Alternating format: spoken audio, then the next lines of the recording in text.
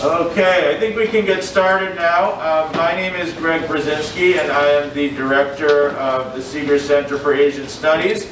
And those of you who know us know that the Seeger Center's main objective is to promote dialogue about East Asia and Asia more broadly. I shouldn't say just East Asia. To promote dialogue about Asia between the academic and policy community, and to raise the quality of research, scholarship, and teaching about Asia.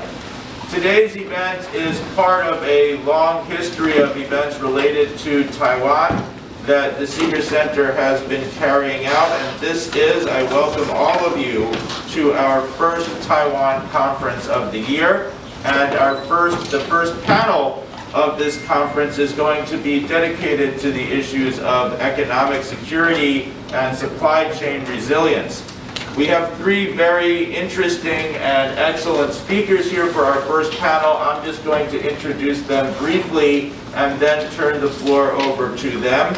Our first speaker is going to be Rupert Hammond Chambers, who is the president of the U.S.-Taiwan Business Council and has been working for the council for almost 2 decades. Our second speaker, we miss her very much, is Fiona Cunningham, an assistant professor of political science at the University of Pennsylvania, who taught here for a couple of years as well. Right now, she is also the faculty fellow at the Perry World House and affiliated with the Center for the Study of Contemporary China and as well as the Christopher H. Brown Center for International Politics at the University of Pennsylvania. Our final speaker is Emily S. Weinstein, a research fellow at Georgetown Center for Security and Emerging Technology, whose focus is on U.S. national competitiveness, AI technology, and U.S.-China technology competition. So please join me briefly in welcoming our panelists, and we will hear from each of them.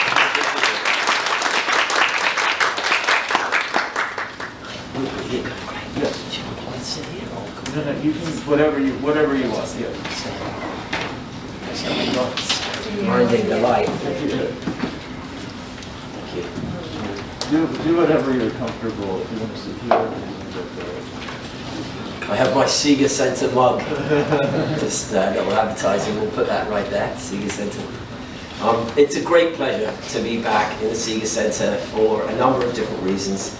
As I said to my good friend Deepa, just as we were chatting prior to this event, it's so nice to see everybody in person.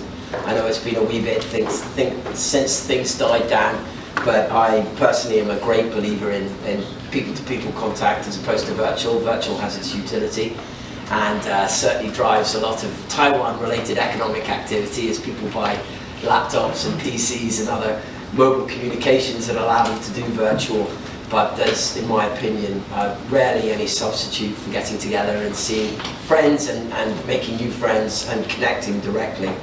I want to thank the Seeger Center also and Deepa and her colleagues for all the excellent work they do in promoting America's relationship with Taiwan and helping us understand the stakes for the United States in our relationship with Taiwan. Why should we care about Taiwan?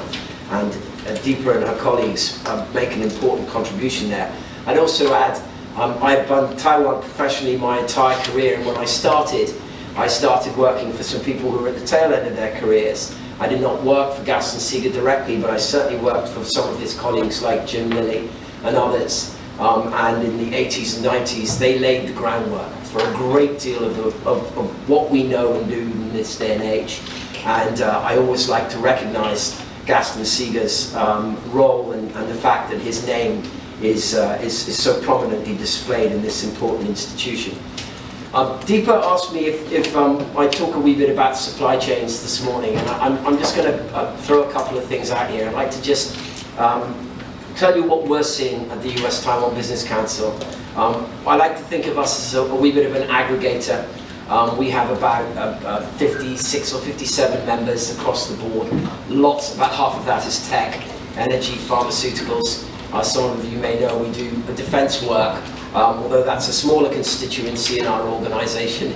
it often captures headlines because its arms sales and so on are a significant issue, and I believe you're dealing with those after lunch today in another panel. But on the supply chain side of things, things are extremely dynamic. I think while we can look at the latest tensions, China's very poor behavior after Mrs. Pelosi visited Taiwan in the late summer could certainly be pointed at, and I'll come to it in a minute, on spikes in risk and how risk is assessed and costs associated with risk. But frankly, if we're going to talk about supply chain shifts, we really have to go back to January 20th, 2017, the first day of Mr. Trump's administration.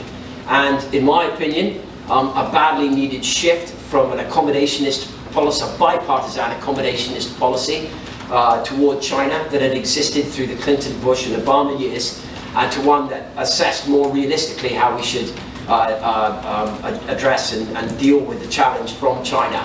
I appreciate the fact that there are some, I hope, respectful disagreements between right and left within our country, but I think mostly there is a bipartisan view now that China is a challenge that spans a military component, a political component, a cultural and of course an economic component. So we get the shift starting in 2017. The ripple effect cannot be understated in the supply chain. And you see it in two ways. One, the large multinational corporations, many of whom have offices here, if not all of them, and they are somewhat taken aback. It was a surprise to them, but they at least have significant experience in engaging government and at least some mechanism to push in with their own views into a process, we'll just call it that, okay? A process of reassessment and redirection in the China economic relationship. For their supply chain partners, many of whom are Taiwan companies, there is no such platform, no such experience, no such mechanism for engaging policymakers outside of Taiwan who are having a significant impact on risk and how they saw, they both being the Taiwan businesses as well as decision makers here, executive, congressional branch, and also US multinationals. They had no way of understanding really what was going on, where it was going to end up, and if they had equities and interests, which they do, how to potentially influence those. And it was a significant scramble for several years before, I don't want to say that the ship started to right, but let's just say that they started to get a better handle on what was going on. That latter part of the process, so as we go into 2017, of course, what happens? COVID hits. And that's the second smack into the side of the supply chain. COVID hits, and we get a spike in demand for certain products. I've already touched on that. We also get a dearth of availability in other products. Chips. Everybody likes to talk about chips these days. Not fish and chips, just semiconductor chips, just to be clear. I don't want anybody to be confused. Semiconductor chips, we get a dearth of supply, and we get tightness and constriction within the supply chain, and it has a ripple effect. Very interesting. Let's pop a pin in that for a second and we'll come back to it. So, but nevertheless, the pressure on the supply chain to adjust to what's going on is increasing. The tension within the supply chain is increasing. When I say the tension is increasing, the tension to what end? Well, what's being absorbed into the supply chain is that the present structure of the supply chain, even today, frankly, is still overly weighted into China, and that needs to give, right? No one is talking then, now, or even, frankly, I think, moving forward, about tearing down concrete and steel in China. That's not what's being considered. The supply chain, as it exists right now, is mostly going to remain as is. But if we look forward, as we look at the board meetings that all the big multinationals will have, and the Taiwan businesses as well that support and partner with them, as they look at their capex allocation, their investment allocation for future investment, that is shifting dramatically. that money is not pouring into China in a way which it would. Let's not confuse capital, liquid capital that comes in and out of markets easily. I am talking about deployed capital that results in concrete, steel, jobs, etc. That we are seeing a shift in. The best reference for you, if you want to dig deeper into this, is almost certainly Taiwan's Ministry of Economic Affairs' data on inbound investment into Taiwan, where that's the best that we found anywhere, where you can really calibrate and gauge exactly what those financial flows look like. But the adjustment is stark. And we've seen historic highs of FDI flowing into Taiwan in the last 3 years as a function of this pressure within the supply chain. The capital is coming back into Taiwan for several reasons. But I think the primary reason is that the companies are looking out into the world and they're seeing a lot of disruption, they're seeing a lot of geostrategic tension, and the best calibration they can make to meet future demand while mitigating future risk is to come home, because home is what you know best. So you are seeing an influx of capital into Taiwan. That's useful and good, but Taiwan has significant limitations, right? And I'm not just talking about the threat from China. In fact, I would put that number 5 in the short to medium term assessment of capital risk in respect to Taiwan. Land, water, power and personnel remain the most significant barriers to supply chain adjustment and inbound investment into Taiwan. Those 4 areas. And they're unlikely to go away anytime in the near future. From an outbound standpoint, not China but everywhere else, Vietnam, India, Thailand, Indonesia and Eastern Europe, those are the areas that we're seeing capital flow into and supply chain adjustments take place. The other part of it, I said that there were 2 things that were going on, was an increasing recognition that even though Taiwan's supply chain partners for multinationals had made huge inroads in ensuring that they were the trusted partner of choice for US multinationals, they were the trusted partner of choice for US multinationals. The key word in there is trust, right? That they are the partner of choice. TSMC, let's come back to the semiconductor example for this. Part of, perhaps the central component of TSMC's success, right, is, and I say this with some humility, isn't just their incredible technology that they've applied, but that they have successfully navigated since Morris Chang founded TSMC with ITRI and Taiwan's Ministry of Economic Affairs in the 1980s. They have an extraordinary record of protecting other people's intellectual property. And as a consequence, over decades, they've built this reputation for trust. So companies like Qualcomm or Apple, to name but 2, but there are many, feel as comfortable as they're going to feel handing over their intellectual property to another company to manufacture at the highest levels and then allow them to sell into the global economy. And that issue of trust is unlikely to go away, and as Taiwan businesses shift, so they take that issue of trust.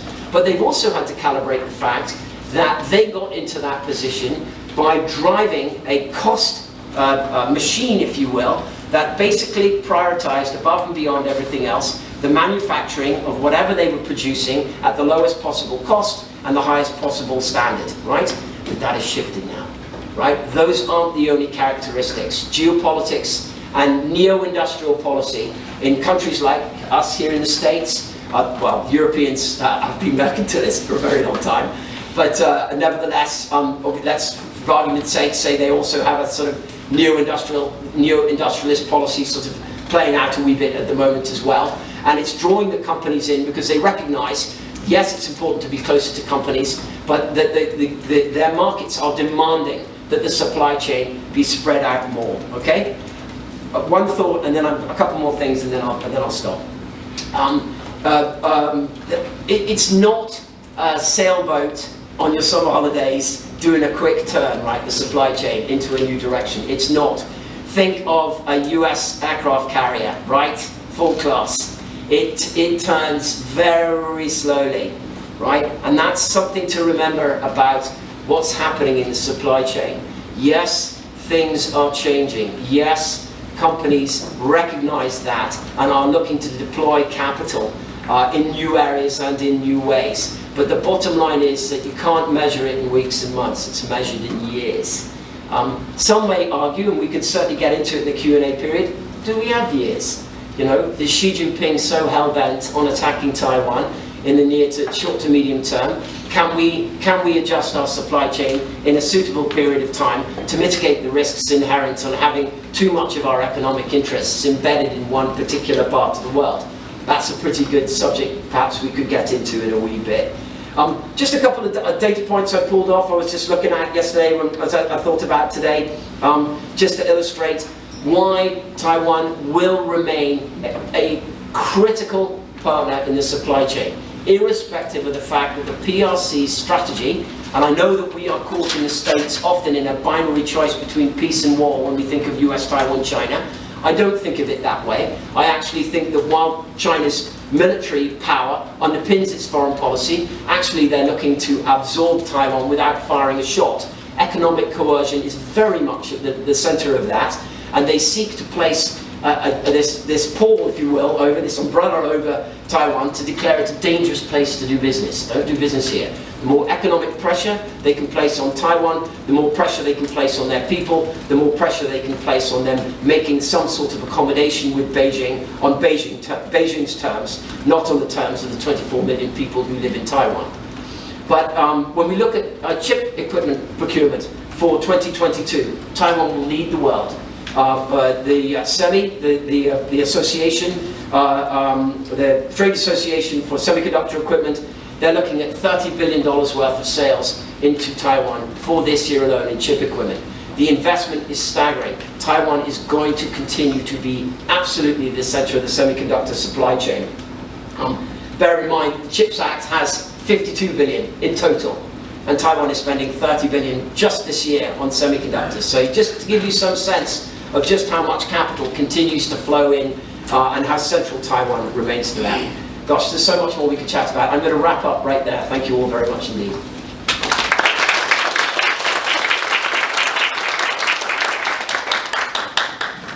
Thank you. And before I turn it over to Fiona, I just wanted to ask about, because is this on the record or is it Chicken House? We are recording it. Okay. And so everybody knows now. So okay. no tap of houses open. Okay, thank you. All right. So thank you very much. I'm going to take my mask off, and the new norms for the sort of post-COVID era so that you can hear me clearly. So I first of all want to thank the Seeger Center for inviting me to be a part of this event today, and to Greg Brzezinski for the very kind introduction. I miss my friends, my colleagues, and especially the students here at GW very much, and it's really wonderful to be back amongst you today. So I've been tasked with talking a little bit about the cybersecurity challenges that Taiwan faces, which I think actually spans both the economic and security realms. And one of the interesting things that comes across, I think, with this event is the degree of overlap between the two sessions that we're having today on economic and security challenges. So I want to offer a few caveats before I do dive into my remarks. The first is that in general, my research focuses on the People's Republic of China, and in particular on the People's Liberation Army, and how it has seized on cyber technology to plug gaps in its military capabilities.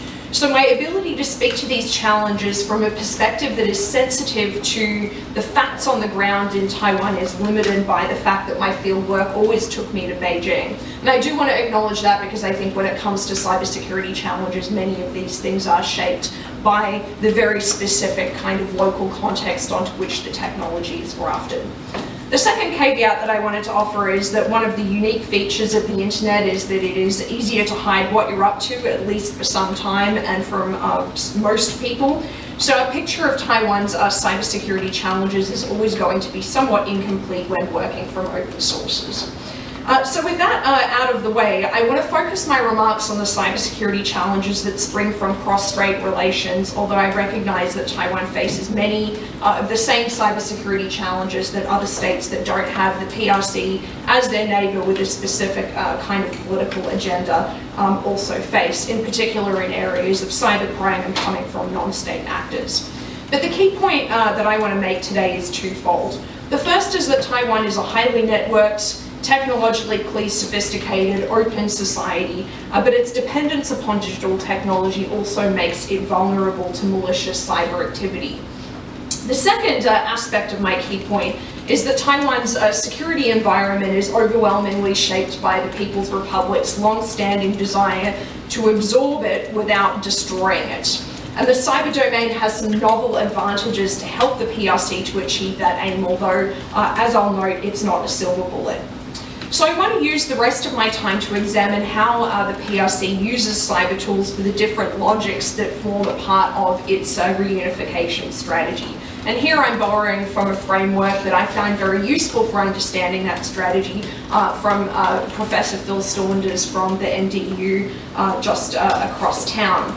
And that is that China's, the People's Republic of China's strategy for reunification really abides by sort of three overlapping logics of leverage, of united front, and of persuasion to achieve its aims. And I want to look at how cyber means can be adapted, might adapt to China's reunification strategy as it struggles to find some coherence across these three pillars. But first, some quick figures just to orient us to understand a little bit more about the cyber environment that Taiwan is operating in. As I already mentioned, it's a highly networked island with a population of more than 20 million people, and approximately 91% of Taiwan's population has access to the internet, which makes it, roughly speaking, as kind of internet-rich and dependent a society as the United States. Meta, Facebook's parent company, reports that a bit over 75% of the Taiwanese population that is eligible to use Facebook ends up using it. So to give you a sense of the social media penetration. Last year, late last year though, Taiwan's cybersecurity department director reported in Parliament that Taiwan's government networks face approximately 5 million attacks or probes a day. And many of those are originating from, or are understood to originate from the mainland, and sometimes they do end up succeeding. And I think that cyber tools offer the PRC a novel means with which to pursue its strategy of reunification. And despite, I think, much of the emphasis that we've seen recently on the military means and their importance in the way that the PRC approaches reunification with Taiwan, I think it's important to emphasize that the PRC's strategy of reunification is more than just a military strategy, and hence it uses cyber tools for more than just military ends. China's reunification strategy also has a positive as well as a negative goal. On the one hand, the negative goal is to try to prevent Taiwan from taking any further steps towards formal independence, and the positive goal is to try and achieve steps towards greater reunification with the mainland. Okay, so let's look at a couple of these sort of three logics of leverage, united front, and persuasion, and how cyber tools kind of play into those logics and the challenges they pose for Taiwan. So leverage basically is designed, I'll introduce what each of these pillars are and then talk a bit about the cyber elements. Leverage basically gives China the ability to coerce Taiwan by imposing costs or denying it from doing what it would otherwise like to do. And military capabilities can generate leverage, but so do non-military capabilities like economic sanctions, diplomatic punishments, etc. And leverage in the PRC's strategy is mainly used to prevent Taiwanese independence, so it's for this sort of negative goal.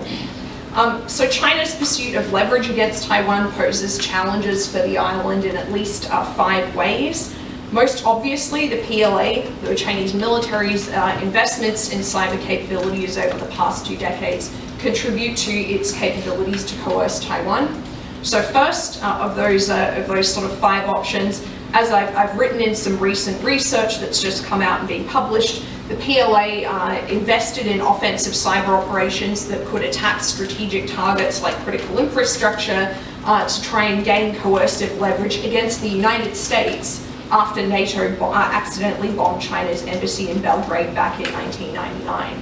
And those offensive cyber capabilities were one of a set of information age capabilities that the PRC invested in to give it coercive leverage against the United States instead of changing its nuclear strategy to compensate for its inferior conventional military capabilities at the time. And so the idea there, how does this relate to Taiwan, was that these capabilities were meant to make a cross-strait war too costly and too risky for the US to intervene, which would of course leave Taiwan to much more vulnerable and therefore, in the PRC's calculation, less likely to take steps towards formal independence. The second way in which cyber capabilities contribute to leverage and therefore are a challenge to Taiwan is that these very same capabilities, these offensive cyber capabilities that are intended to attack strategic targets, could also be used to attack Taiwan's critical infrastructure, giving the PRC leverage directly against the island. And cybersecurity firms have certainly identified at least 2 teams of PLA cyber operators that are believed to be affiliated with the PLA's strategic support force, the Huipi and the Water Bear groups, as they have been dubbed, that have targeted the Taiwanese or Taipei rather city government's networks as well as its transport and logistics networks. The third way in which this cyber challenges come from this use of cyber capabilities for leverage by this PRC is that the PLA's operational plans for attempting to or thinking about invading Taiwan continue to emphasize the importance of gaining information dominance along with air and sea superiority to enable an invasion fleet to actually carry out its objectives across the Taiwan Strait.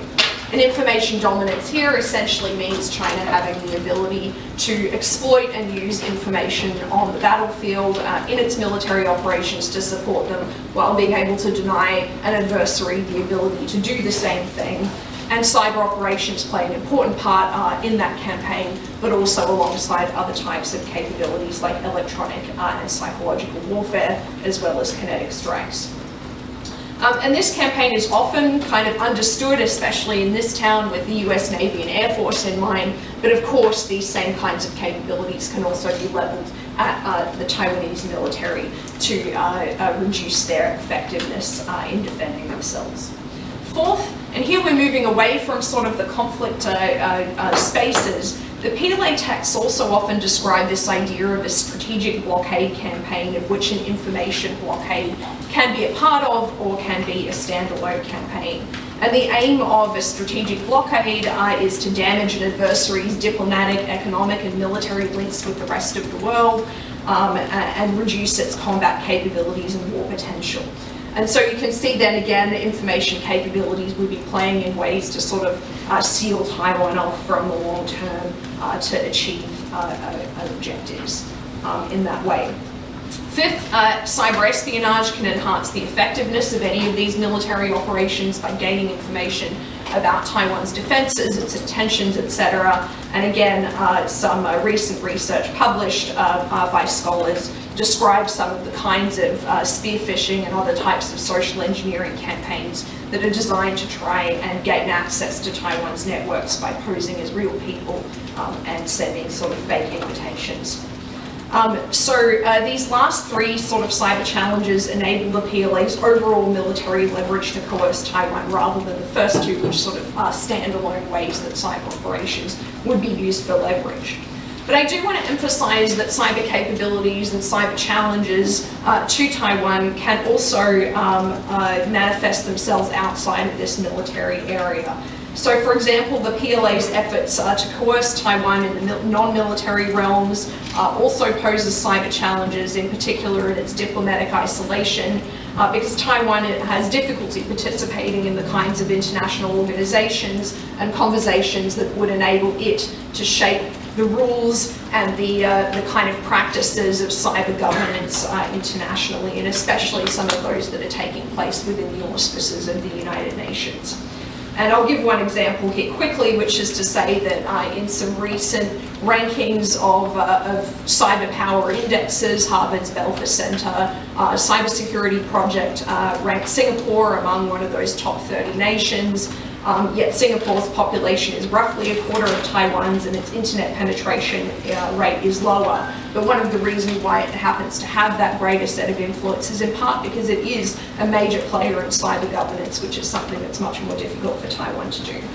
A number of analysts have argued Beijing's persuasion logic has been undermined by some of the dramatic changes to its governance of Hong Kong under the one country, two systems sort of idea, and it's therefore more likely to be looking at how it could use the other two logics of leverage and united front to pursue its reunification as its strategy, as it's sort of trying to come up with a way in which this persuasion piece might be refashioned or remodeled going forward. And I think we'll see these changes reflected in the future kinds of cyber challenges that the mainland will create for Taiwan. So I'll give just an example or two. Some recent media reports indicate that previously sort of pro-unification, but sort of largely positive messaging targeting Taiwan has gone from being generally positive in its flavour to highlighting the damage that a conflict across the Taiwan Straits would do to the island. As I mentioned though, cyber tools are no silver bullet, and the challenges of China sort of refashioning or reformulating its reunification strategy going forward. And I'll end with just two examples. First, I note that suspected Chinese state actors have been experimenting with ways to increase the effectiveness of their influence operations, but it remains a difficult thing to do well, both technically as well as substantively. So some of the ways in which you make it harder for social media platforms to take down the kind of content that you want to push can make it also less accessible to the audiences that you are trying to reach. The second thing I want to note is that cyber operations didn't feature heavily in the post-Pelosi visit military exercises, despite the PLA's pretty heavy investments in these capabilities over the years. There were some reports of distributed denial of service attacks, so that's basically just flooding websites with too many requests so they're difficult to access on some government websites. But even the scale of those distributed denial of service attacks would be deemed to be relatively unimpressive by cybersecurity experts, such that they were not even sure that sophisticated state actors might be behind them. So that means the PRC either avoided conducting any cyber operations, which is an interesting question for why it has refrained from conducting attacks in this domain that actually disrupt cyber capabilities like many of the other major cyber military powers, or alternatively it's facing some of the big challenges that other states have had about how you actually use cyber operations to signal effectively in crises or just before them. So in conclusion, Taiwan might be very vulnerable to cyber challenges at the behest of its neighbours' efforts to pursue reunification, but cyber operations aren't always the perfect weapon. And I'll stop there. Thank you.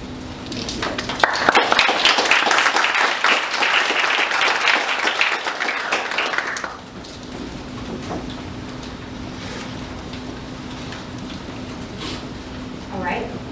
Happy to be the person rounding out this super informative panel here to get us started.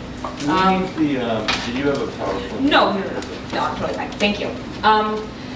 So thank you again for having me this morning. I'm really excited to talk about U.S.-China tech competition and some of the tools that I have been looking at, and other folks at CSEC, the Center for Security and Emerging Technology, have also been looking at as key aspects of this competition.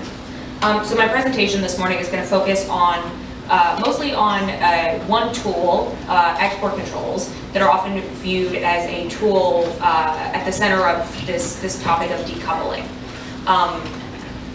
We can go and, people could write an entire dissertation on this topic of decoupling in the context of U.S.-China tech competition and in the context of U.S.-China economies writ large.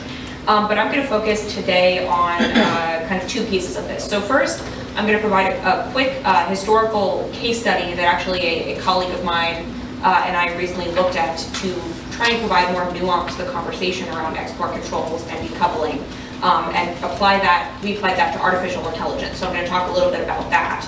And that's going to lead me into a broader conversation on decoupling in certain aspects of artificial intelligence that are specifically relevant to Taiwan.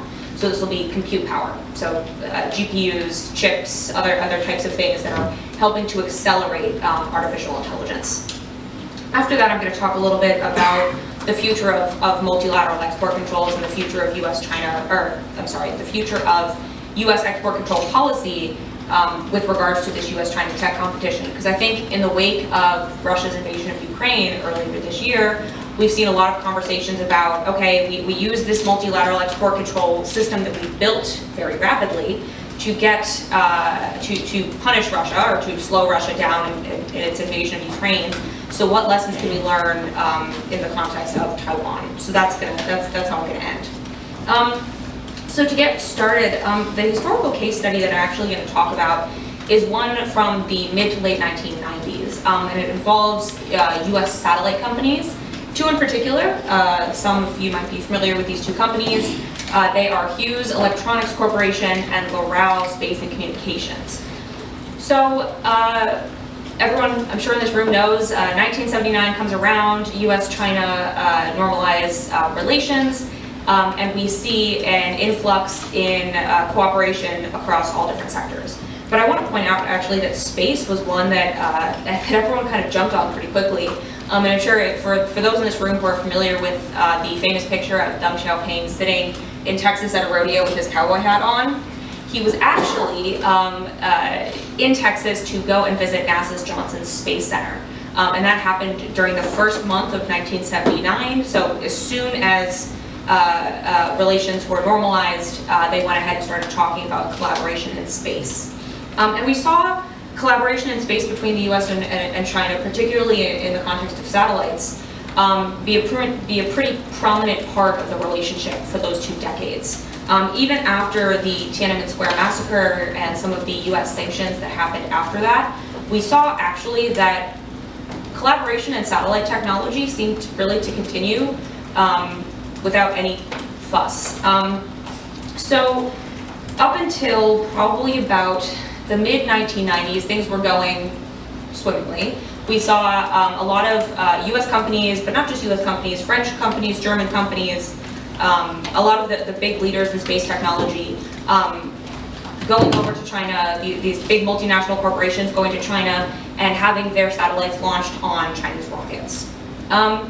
And this had become a normal practice, and until about 1998, this is kind of the turning point. You'll hear people refer to this as the Loral Hughes incident, but what happened in this case actually was that the Department of Justice initiated a criminal investigation into these 2 companies after it was alleged that the 2 companies had potentially shared sensitive technical information with Chinese engineers and scientists that, again, allegedly, helped to improve the accuracy and reliability of the Chinese rocket systems.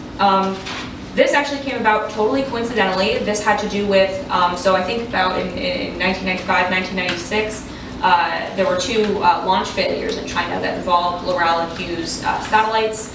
So this investigation came about from an insurance investigation that was just looking at, okay, what money can Loral and Hughes get back because this failed. So obviously this caused a huge stir in Congress and in Washington about what type of information was being shared in these collaborations, in these joint ventures, or whatever you want to call them in this case. So it led to the formation of a commission in Congress. A committee has a very, very long name. It is the House Select Committee on U.S. National Security and Military/Commercial Concerns with the People's Republic of China. I try to remember it, I never do, so I write it down. You'll also hear it called the Cox Commission, named after the member of Congress who was leading the commission. The resulting investigation led to what is now referred to as the Cox Report. And this is still out there on the internet if people want to read it. If you're a nerd like me and you want to grab a hard copy, those also exist. But what this did is it provided what I would say was one of the first really in-depth studies at the issue of tech transfer related to China. Obviously with a big focus, I think there was an entire chapter, if not more, on specifically the Loral Hughes incident. So what happened after this? So what was the response? The response here was a unilateral decision on the part of US Congress to move satellites and all related components from being deemed as a dual-use item to being deemed a munition. And obviously, so there's a lot of export control kind of in the weeds information in this scenario, but ostensibly what it did is it made it so that commercial satellites and their related components were now legally defined as weapons or part of a weapon system, meaning that you have to go through a much more stringent, strict process in order to export anything related to that item. And again, I want to emphasize this was done unilaterally. The US just decided this was too serious. We have to act now. We're going to do this alone, and we're going to change this. So what happened in this case? And I would say there are two big lessons that we pulled out in this study, and I'm happy to share the study after with folks. But one is this idea of tools like export controls as a delaying strategy. They can't really be used to stop China. They can't really be used to stop anyone. What they can do is really slow people down. And I think over the past few years, there's been a bit of a miscommunication with regards to how export controls work. They are not going to kill a company. They are not going to choke off a sector necessarily. What they are going to do is slow the development of a certain product, of a certain type of technology down. So in the case of space and satellite, I mean, we look now 20, 25 years later, and we see that China has emerged as a leading player in space, despite our efforts in the United States. So why is this? One, because key components and expertise can come from elsewhere. And this allowed the Chinese engineers, scientists, and everyone to learn information from alternative sources, acquire things from companies from other countries, you name it. The other piece here is this idea that unilateral policy on the US side actually may have inhibited US progress as well, because it turned to a point where it isolated the US satellite industry from all other companies and all other markets, because people honestly didn't want to go through this massive process of getting approvals to export this, because it's a munition and it can take years. And with technologies, and I would argue that satellites and related components at this time were relatively emerging, the pace of technology was moving so fast that by the time you possibly got your license to export this, there's potentially something new. So there were a whole bunch of issues associated with that, and I can recommend a fantastic book also if you're interested in this by a professor from the University of Oxford named Hugo Meyer, who looks at this case really, really in depth. The other piece, and I think this is the lesson that fits most with the conversation around Taiwan and semiconductors, is this idea of how geographic concentration can influence the effectiveness of decoupling or the effectiveness of export controls. So in the case of satellites, we saw that prior to the emergence of these alternative sources of components, most of the world did actually, in fact, rely on the United States for satellite technology. However, with the change in policy, we actually started to see more players jump into the game. We actually saw, for instance, the European Space Agency in the early 2000s started manufacturing what are referred to as ITAR-free satellites, which means, so without getting too technical, that just means that it is a satellite that is built without any US components, so therefore it's not subject to any of the really complicated restrictions. And honestly, if you're in a third country, let's say you're in Singapore, you're in Germany, anything like that, and you're trying to get satellites really quickly, you don't want to go through the whole US process, so if you can avoid that, you probably want to. So we saw actually a massive decrease in the market share that the US occupied in satellites during this time period. So when we're talking about this, so again, so the two big lessons here I want to hit on are, again, the idea of decoupling our export controls as a delaying strategy, and this idea of needing to have tempered expectations when using them. The second one is this idea of geographic concentration, and this goes back to, I think, what Rupert was talking about with the concentration of supply chains and understanding, or really having to understand where all the different pieces are in the supply chain if you actually want to craft effective policy around that supply chain. So in this paper, what my colleague Tim and I did, is actually try to apply our lessons to three aspects of artificial intelligence. So we applied it to data, algorithms, and compute. And with data and algorithms, we found that really export controls and decoupling are really kind of impossible. With data, most data is really ubiquitous. It's out there, everyone can have access to it. It's also really challenging to control because, I mean, anyone can go take a jump drive, stick it into a computer, get some data, and then go walk off with it. Like, it's relatively difficult to control. With algorithms, it's pretty much the same, but with algorithms, think software.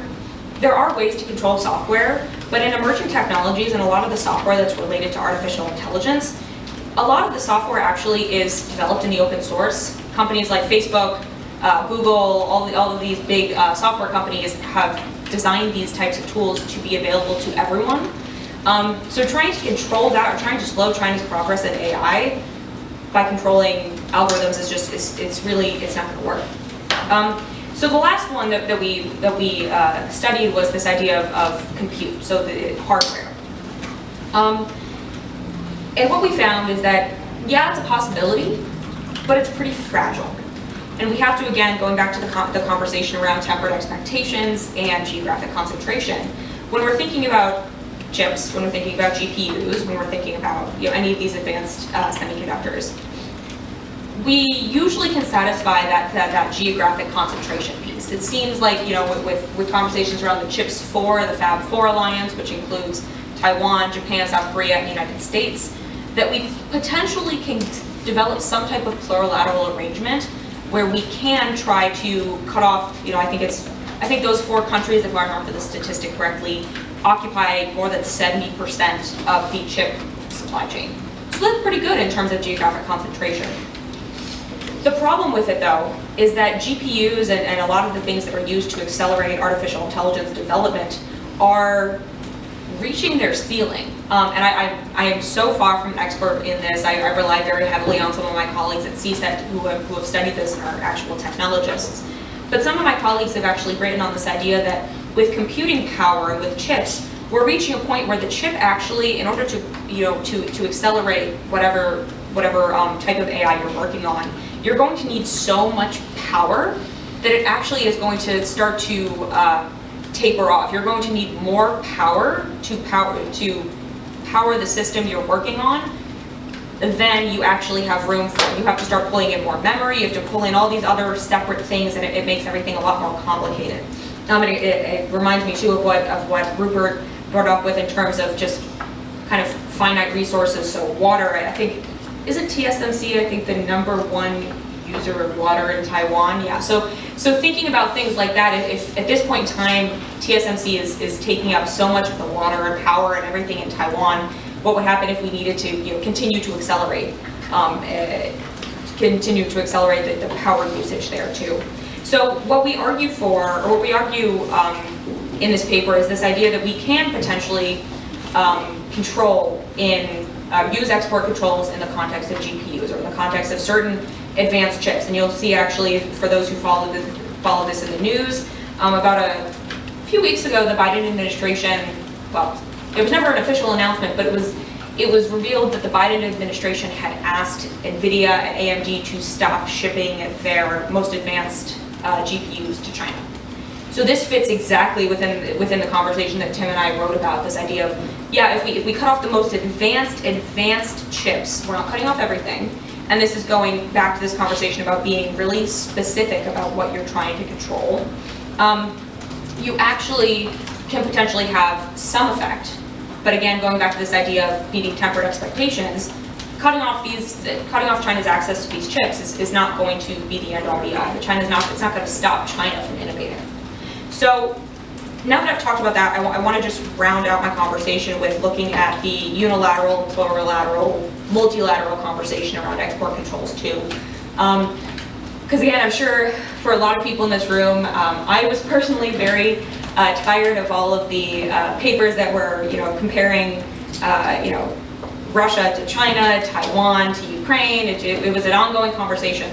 I do think there are certain things that we can pull out, but I want to emphasize that I'm not saying that the two situations are similar at all. What I'm saying, though, is that what we could do at this point, and what I've advocated for, is taking the relatively de facto arrangement of multilateral export control, this regime that we've set up in the wake of Russia's invasion, and getting that set up into something more formal. So codifying that into something that can be built to deal with the challenges of the 21st century. For those who don't know, there are 4 current multilateral export control regimes that exist. They are very much built in a Cold War mindset. So they are designed to deal with export controls in the context of WMDs, broader non-proliferation objectives, conventional weapons. They are not set up to deal with emerging technologies. They also actually are not even set up to be able to identify to use export controls based on only end users. So you can't, for right now, a lot of our allies can't even specifically call out China as a problematic end user. They can actually only control specific types of technology, and if you can only control the technology and not who the technology is going to, obviously that can have a lot of adverse effects. So one of the things that we're looking for, again, is getting this type of regime set up now rather than later, because although unilateral export controls sometimes do have a place, I would argue that for the most part they end up being eventually ineffective and counterproductive. And I think that the conversation around satellites really shows that not only were they ineffective and that they didn't actually stop China from advancing in space and satellite technology, they also ended up being counterproductive because they massively decreased the US satellite industry's market share in global satellites. So just to round out here, one of the things that I think is super important when we're talking about semiconductors, when we're talking about even getting ready, God forbid, for a potential invasion scenario in Taiwan, I think export controls do have a really important place in the conversation. Obviously not alone. There are plenty of things that have to happen in conjunction with them. But I think getting something set up in a multilateral arrangement before, so we don't have to kind of scramble and get everyone organized like we had in the context of Russia and Ukraine. Getting something like this set up can not only help in, if, God forbid, we get to the point of an invasion scenario, but I think it could also have a very strong deterrent effect. I think China would be very worried about this. And I think if you go back to some of the statements that Chinese officials made in the wake of US sanctions and export controls on Russia, I think China is watching very closely. So yeah, I will end there, but thank you so much and look forward to the Q&A.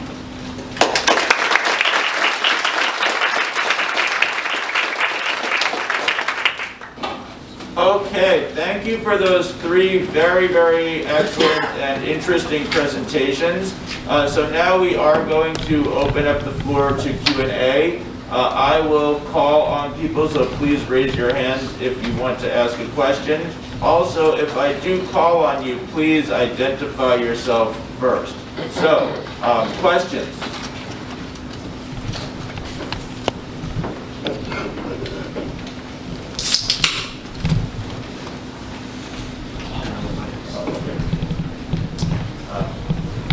Yes. Sir, thank you for letting me be the first one. I'm from Taiwan, and right now I'm a visiting fellow to the project 2049. Just kind of question I'm curious about. Sir, any of you will think the culture of TSMC or this type of industry can be fully implemented to the US here? This is my question. Thank you. Okay, are there anybody want to answer that? Go ahead. Am I on? Maybe? Yeah. Okay. So I think just so I understand correctly, your question is whether or not pretty much TSMC's operations could be reshored elsewhere? Yes. To be honest, I don't believe that. I think that what TSMC has set up now is the most optimal for what it needs. Not to mention, I'm no expert in the technical side of this, but the climate in Taiwan, the resources in Taiwan are very, very different from those in the United States. And I think TSMC also benefits from the cheaper, I think overall manufacturing is cheaper in Taiwan than it would be here in the United States. So not only would it be more costly, but I think you'd have to adapt a lot of different things in order for TSMC to succeed anywhere else. I recognize that there's a great deal of anxiety in Taiwan right now domestically over semiconductor industrial policy in the world and whether or not Taiwan's crown jewel, right, technology crown jewel will be taken away through fingers on the scale. To Emily's point about economics and the economics of the industry and how that might play if governments weigh in significantly to address Taiwan's economic competitiveness. I personally think you're only really going to see TSMC stand up significant high-end manufacturing here in the States, because legally that's all Taiwan's government is really going to allow. TSMC will do some manufacturing in Japan, we know that, with Europeans for sure, maybe in Germany, but it will be more in a commoditized tier of semiconductor manufacturing, not in the high-end level. To me, the really interesting dynamic in how this is all going to shake out in the balance between TSMC manufacturing at the highest levels, 5 nanometers, obviously 3 nanometers we're getting going with, 2 in time, and so on, is actually what happens with the R&D, because we're going to build some infrastructure. They are building some infrastructure in Arizona that will allow for, slowly and surely, clustering around that area. Obviously Intel's there too, so they'll positively impact that. But I'll add some clustering where we'll probably see one generation behind in Arizona. That will expand. They bought a footprint for 6 fabs initially, so we're going to see over the next 10 to 12 years, you're going to see TSMC grow that footprint, and critically a workforce. Perhaps we could talk about that in a wee bit, but the States does have some significant challenges on STEM and the politicization of STEM here in the US. But separate of that issue, R&D, how do you balance R&D in Taiwan and here? And I absolutely defer to Emily. I think it's extremely hard to see that core area, that critical area, that center of TSMC's value globally, really balancing fully. I think that really stays within Taiwan. Thank you. Okay, and also I think there's a button you can press to put your microphone on, so please be sure to do that as well. Yes.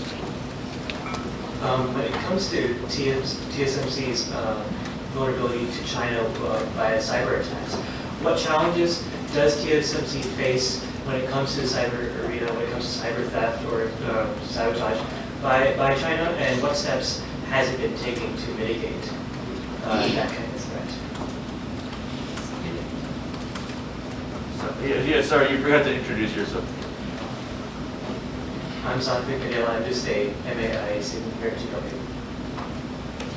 So thank you very much for the question. I can't really speak to specifically what threats the company itself faces. I'd imagine they would keep some degree of the reporting of what kinds of threats they're facing relatively quiet, but nevertheless, I think you would probably see a variety of different ways in which the company itself would face challenges in the cyber domain. One is obviously going to be efforts to steal its intellectual property, and that has happened in the physical as well as I would imagine in the cyber domain, so penetrating its networks for that purpose.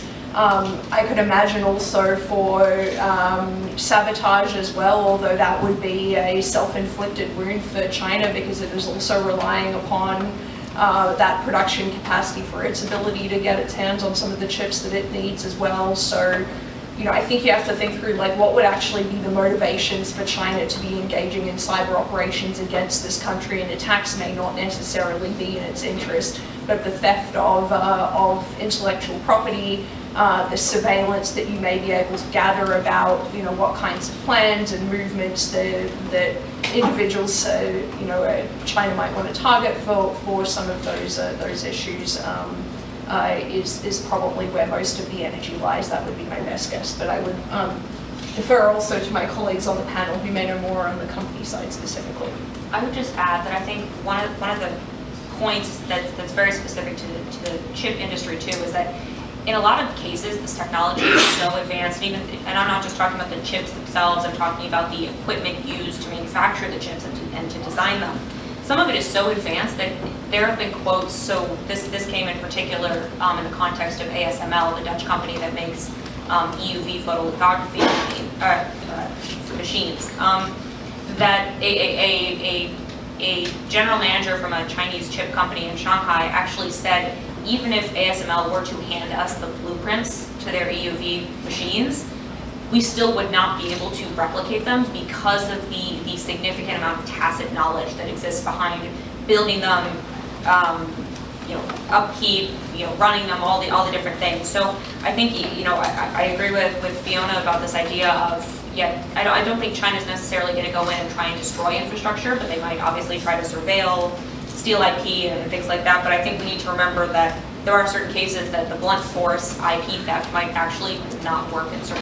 Earlier this week, thankfully, the bureaucratic structures are fresh in my mind, but the Ministry of Foreign Affairs and the United Front Work Department are separate bureaucratic agencies within China, with one answerable to the party bureaucracy and the other answerable to the state bureaucracy. So Ministry of Foreign Affairs on the state side, United Front on the kind of party side of things. So there is in theory, a possibility for these two kind of organizations to, coordinate different messages, so you can have a good cop and you can have a bad cop kind of message. At the same time, though, I can also imagine that you would see convergence between the two of them, right? So if you are not getting a central directive that says, here is a division of labor, you are going to be the good cop, you are going to be the bad cop, then if both of those two organizations are attempting to please up the chain for what they think is going to please the leadership, you may see them converging with what is the more attention-grabbing and what is the more pleasing to certain audiences within China,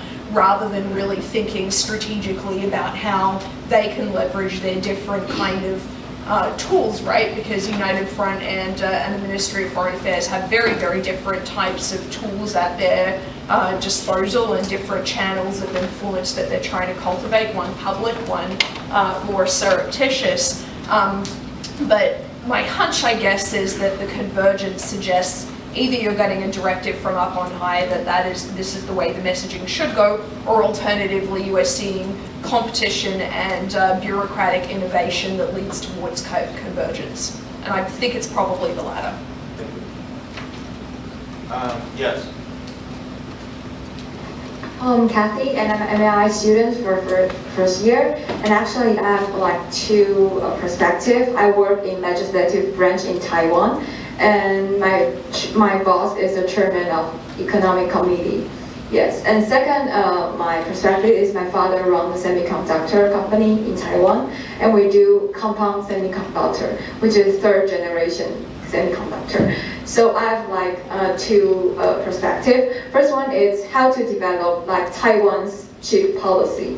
What are like strategies to develop? Because like just like Blinken just told that, just don't put too much risk in Taiwan, because is Taiwan just going to be invaded and everything like supply chain security will all block it. So how can Taiwan's government like develop our chip policy? That's the first question. And second question is for semiconductor companies. Because my father faced a dilemma. We have a lot of investment in China, and also in Arizona, and also in Taiwan. And I agree that home is the best we know, so we won't leave Taiwan. But we also face supply chain pressure, because we want to leave China. We want to get off them. But where can we just live? Where's our destination? Because Vietnam, there are so mature, and a lot of companies just begun there. And also people say India, but India's infrastructure is not that completed. And we face a dilemma where we are going to go. And yeah, so we are just stuck in this. And in the long run, will China and US become so intense like this these days? Or they'll become like, oh, friends forever. And there's no need for companies to move away. So that's the problem my father faced, and I would like to ask the question to all the professors. Thank you. Yeah, sure. I can start. And I can say to your last point, I would love to see us be friends again. I don't have any good predictions or speculations on that, but obviously that's what we would all prefer. And I'm not saying it's anyone's fault here. I think this is the direction that we've been going for a long time, for a whole host of reasons. But to your point about this issue of unwinding supply chains, particularly those that are viewed as critical, but are also very much entrenched in China. And for a whole host of reasons, I would say too, they're there because for Taiwan it's convenient in terms of geographic location, it's cheaper, you have cheaper workforce, there are a whole bunch of reasons why. And I think the administration right now actually, I think is slowly realizing this. There's one anecdote from the recent restrictions on NVIDIA, actually, that I think sheds light a little bit on how the administration is thinking about this, where initially they sent this is-informed letter to NVIDIA that said, you are to stop exporting anything that related to the A100 chips to China. And then a few days later, actually, if you look at the SEC filings, they had to actually walk that back because the administration realized that NVIDIA was actually exporting components to China to then have them built and then shipped back to the US market. So there was an issue there where actually they were doing something that would have adverse effects on the United States. So I think one of the things, and I think that comes from this assumption that we can just, overnight kind of slowly start to, or more than slowly, relatively rapidly reshore these supply chains. There are big conversations, like you said, why don't you move to India? Why don't you move to various parts of Southeast Asia? Why don't you move to Latin America? I've heard lots of people make those arguments. But what I think we need to move towards is more of like a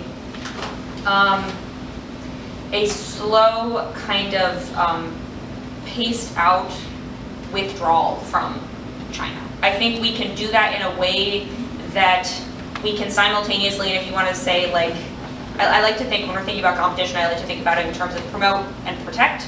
So protecting, if the tool of protection here is slowly taking our supply chains and our manufacturing bases out of China in chips, the promote side is then making sure that countries like India or other places have that infrastructure ready. So when the time comes and we do want to make that shift, it can happen more organically. So I do think that there are ways to be thinking about that. And I think obviously Taiwan can't do this alone. This has to be done in conjunction with both the leading producers and manufacturers of chips, but also with those kind of secondary and tertiary countries and companies that are involved in the supply chain or could be involved in the supply chain. So I know there's a lot of big talk, I would say, from a lot of folks in the administration now. I know Secretary Yellen of the Treasury has brought this term of friendshoring. I don't think she's the one who invented this, but she often gets quoted with it. But I think we actually need to start putting more substance behind those comments on friendshoring. And I think the administration is moving in that direction, but yeah, I think we'll see. But I do think we have to be doing both the promote and protect side of the semiconductor supply chain, the competition there simultaneously. I'll just offer two really quick thoughts in particular on just sort of the logic that underpins the sort of first question of needing to sort of worry about a potential invasion of Taiwan. I know opinions differ on this matter, but I am a little bit skeptical that there is a hard deadline for reunification and that there's a preference for the use of force in doing so. I think that would be hugely costly for the People's Republic of China, and they understand that it would be hugely costly, and the PRC's dependence upon chips is just one element of that kind of set of costs, right? So I think the challenge is that the PRC's use, and this is why I brought up that kind of leverage united front and persuasion framework, is that if the PRC is relying on non-military tools of leverage as a way of trying to achieve reunification, if it's persuasive sort of pieces seem less viable, then the United States and Taiwan face a challenge, which is how do you kind of counter some of those non-military means of exerting leverage and isolating Taiwan without that being perceived as a provocation by the PRC, which is what I think would enable it to kind of tip it into that cost-benefit analysis of use of force despite the cost. So I think there's a role for careful diplomacy in thinking about how you deal with some of those non-military means of exerting leverage against Taiwan that can push back some of the risks of an actual use of force, which I think would be catastrophic for all parties concerned.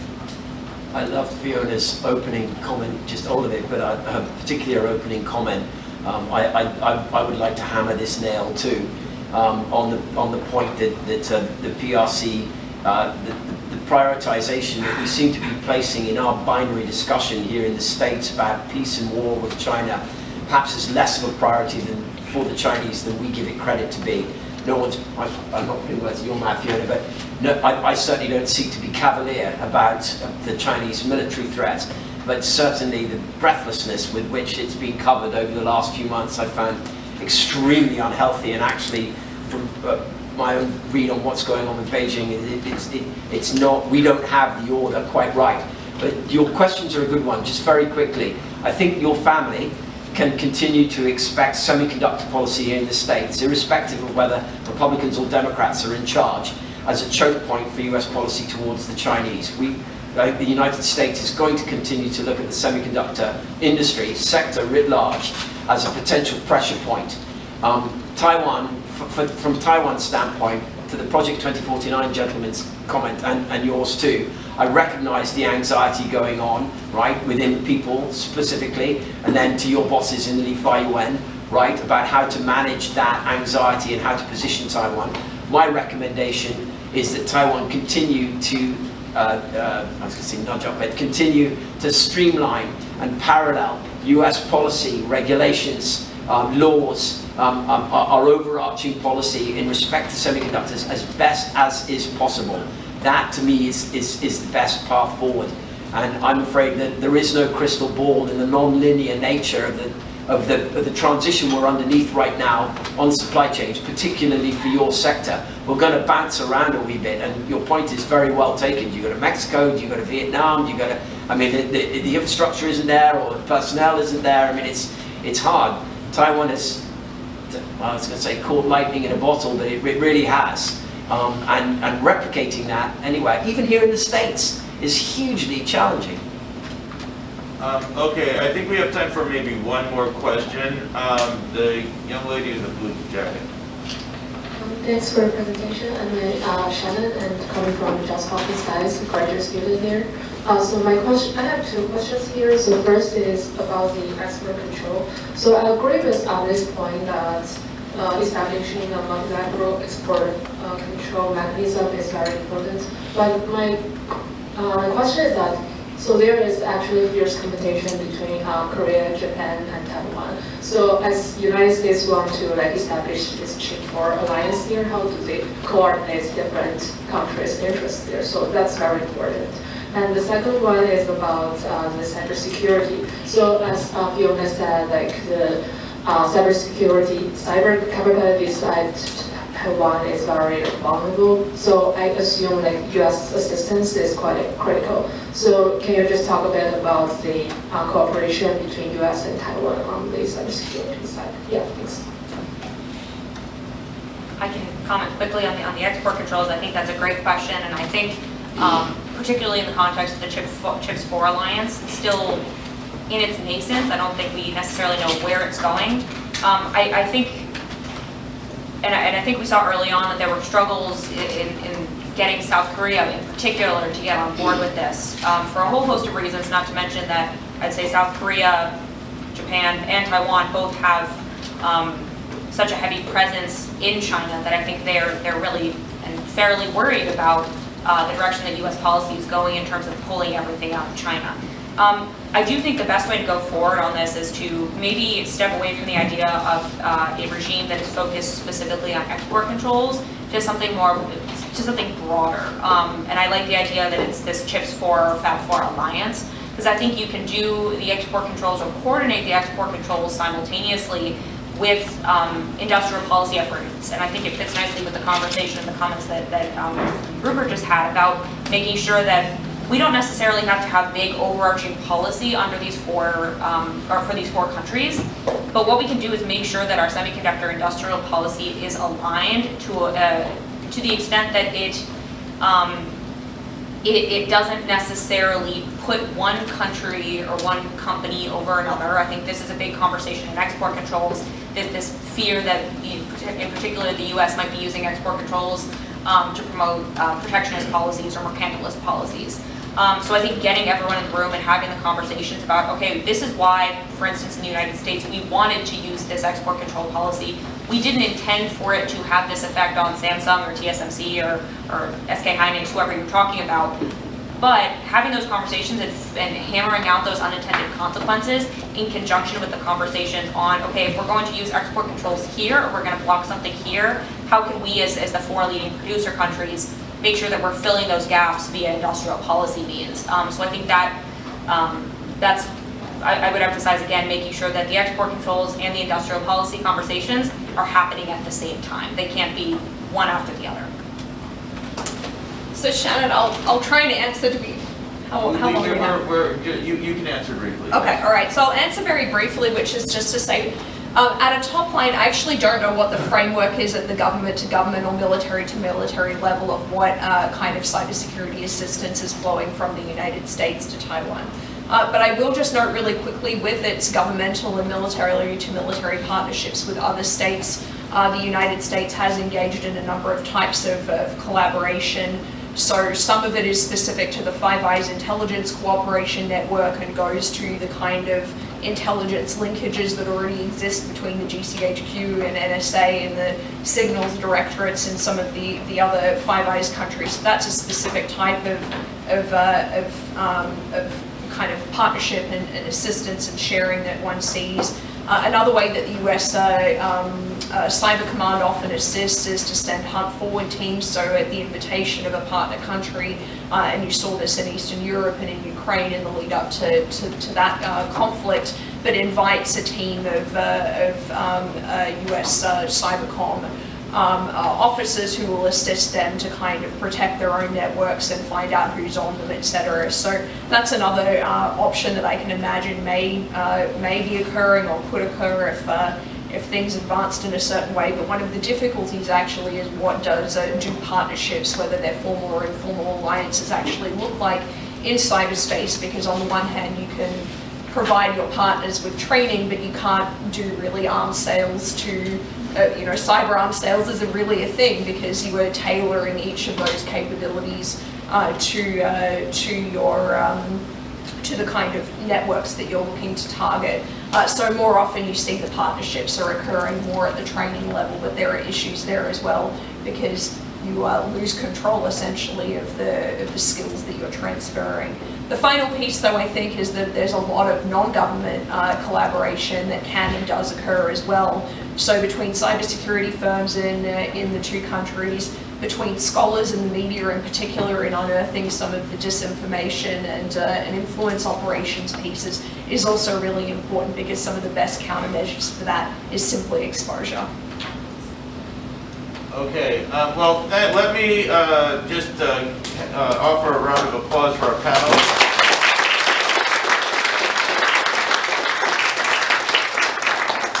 Thank you, that was a really terrific panel. And we do have lunch, so we're going to have a lunch break until 12:30, and then we're going to reconvene.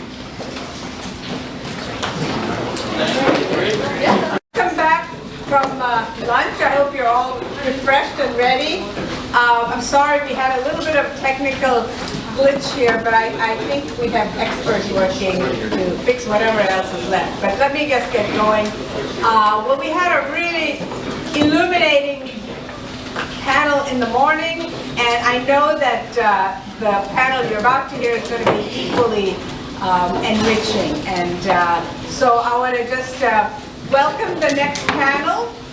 We've had a panel that looked at the economic and other kind of non-conventional challenges faced by Taiwan in the economic security realm. And so now we're shifting gears a little bit to the military defense sectors. So we will start with Elbridge Colby. I'm going to just give very brief introductions here.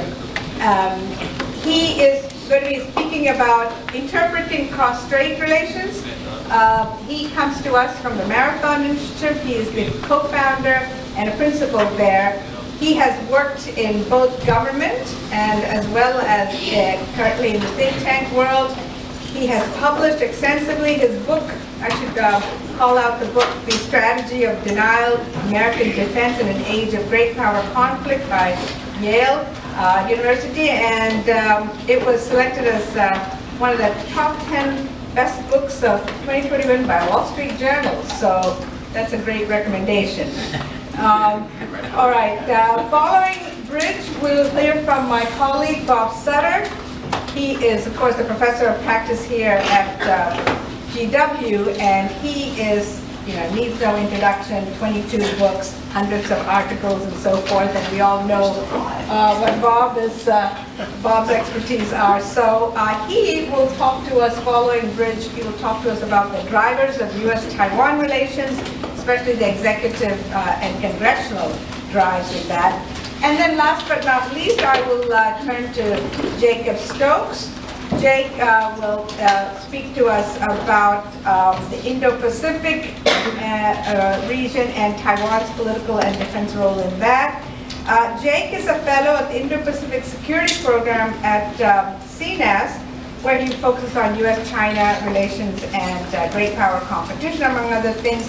He is also extremely well published and has worked in government and outside. So we have really unbelievably talented group of people, and I'm going to ask you to all come up here just in case those mics refuse to cooperate. So thank you.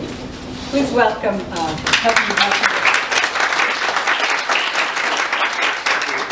Thank you, Professor, and thank you for the invitation to appear on this panel with Bob and Jake.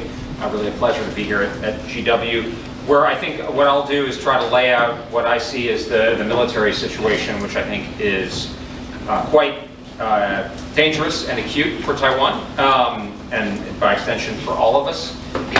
As you all know, the rise of China has been accompanied by enormous growth in China's military expenditures over the last 25 years, and in particular focused on their primary planning scenario, which is Taiwan, especially after the third Taiwan Straits crisis.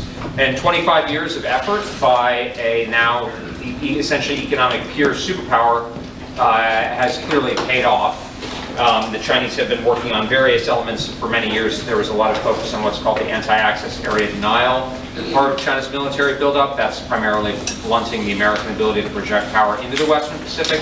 But that's now changed. China's coupling that more and more with what you would call power projection forces, which is a force that frankly looks more like the American military over time. For instance, aircraft carriers, nuclear-powered submarines, a very large space architecture. In fact, beyond what is necessary to deal with Taiwan, which is certainly suggestive. But Taiwan, I think, is, by China's own admission, it's most likely, or sort of, I would say, its most sharpest form of potential military action, the most sort of plausible, the one that China reserves the right to use force on.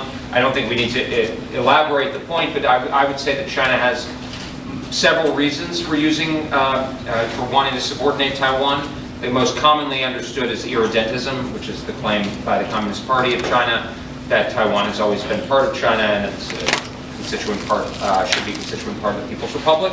That's the one that gets most attention. I actually think an additional reason is that I don't see how China will be able to establish a dominant position in Asia without subordinating Taiwan, both because it's simply sits right in the middle of China's ability to do that at the center of the first island chain, but also because increasingly, with President Biden's comments, there is a perception that Taiwan is linked to American credibility in Asia, and so that China has to undermine that at some point if it's going to unseat the United States and be able to establish a dominant position in Asia. There's some debate about whether that is actually China's goal. I think at this point that's almost like a modest conception of what China's goals might be, since they might actually be pursuing something more like global supremacy.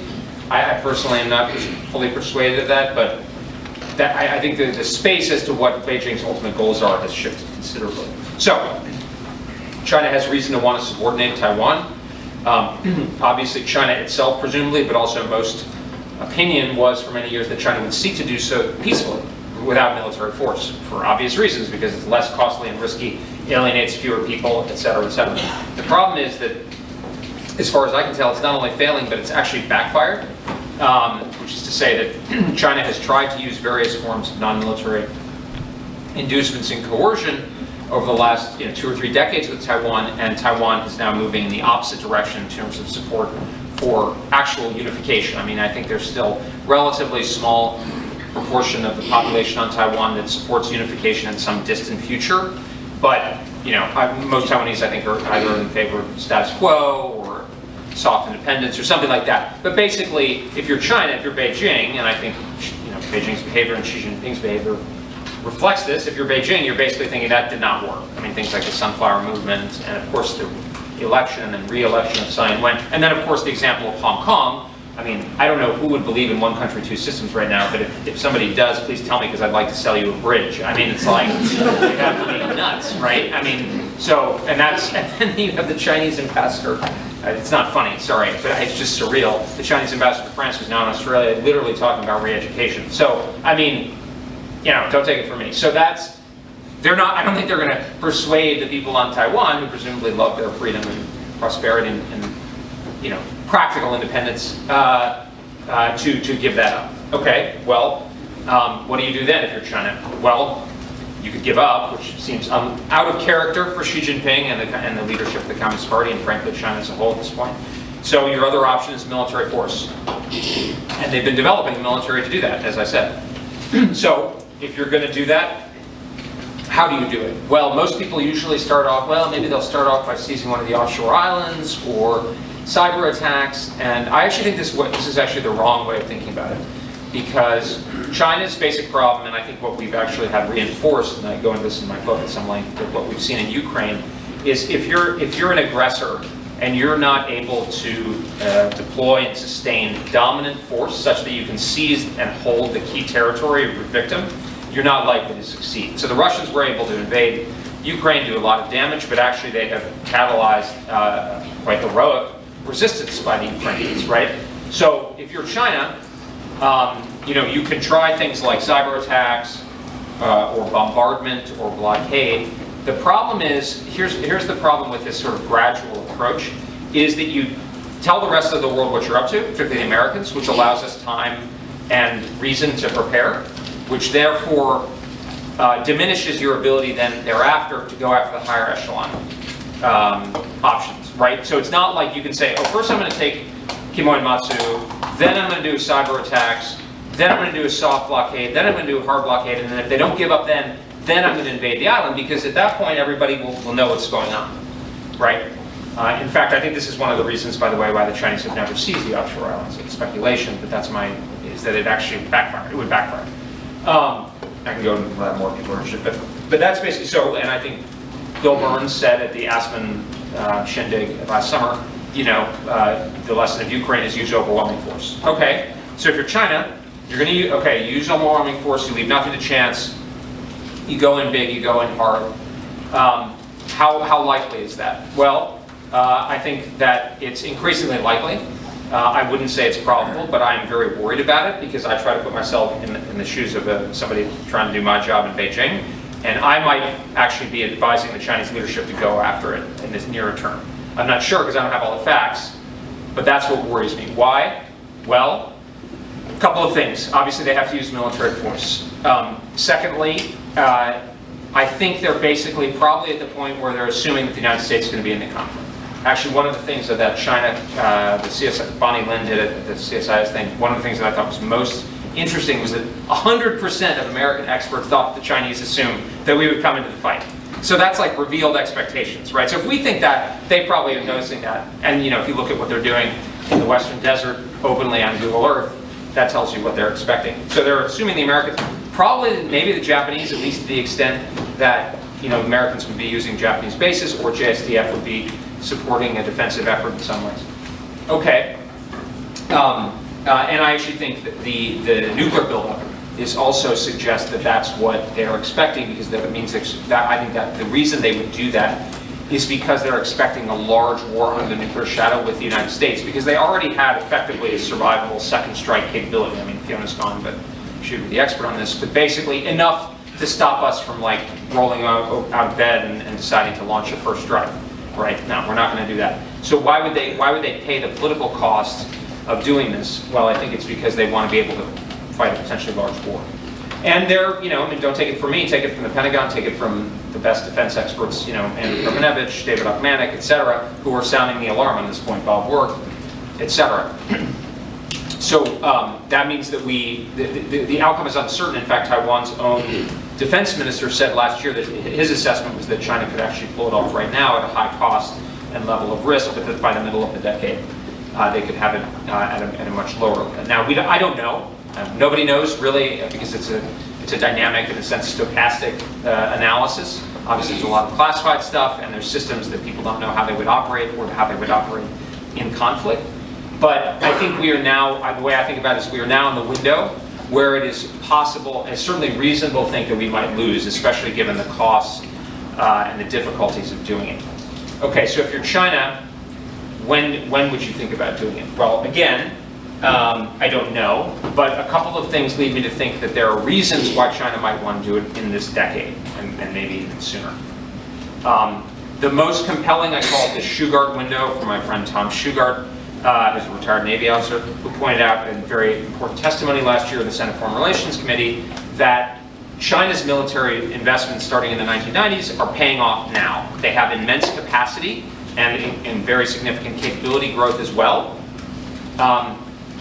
Our investments that we finally started getting going, partially because of people like Bob work, we tried to do it in the Pentagon, largely continuing a lot of stuff now, is much slower, and it was late to need, right? So, but if you're, in a conflict, in any competitive enterprise, it's all relative. So China has a lot of deficits in the PLA, but it's all compared to how well the US, Taiwan, and Japan would do. Well, a lot of our stuff is going to come later in this decade, in the 2030s. I mean, if you listen to what the Pentagon's talking about, it's often about the 2030s. So if you're China, and you think you might have a decent shot in the 2020s, and you think it's sufficiently important, but that might attenuate in the 2030s, well, that's a pretty compelling reason to think about making a move.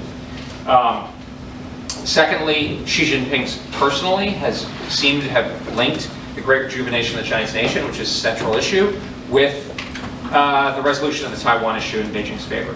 So why did Putin invade Ukraine? I don't know, but I would surmise that one of it was a legacy project for Vladimir Putin. Well, I mean, I think it's not unreasonable to think that might also happen.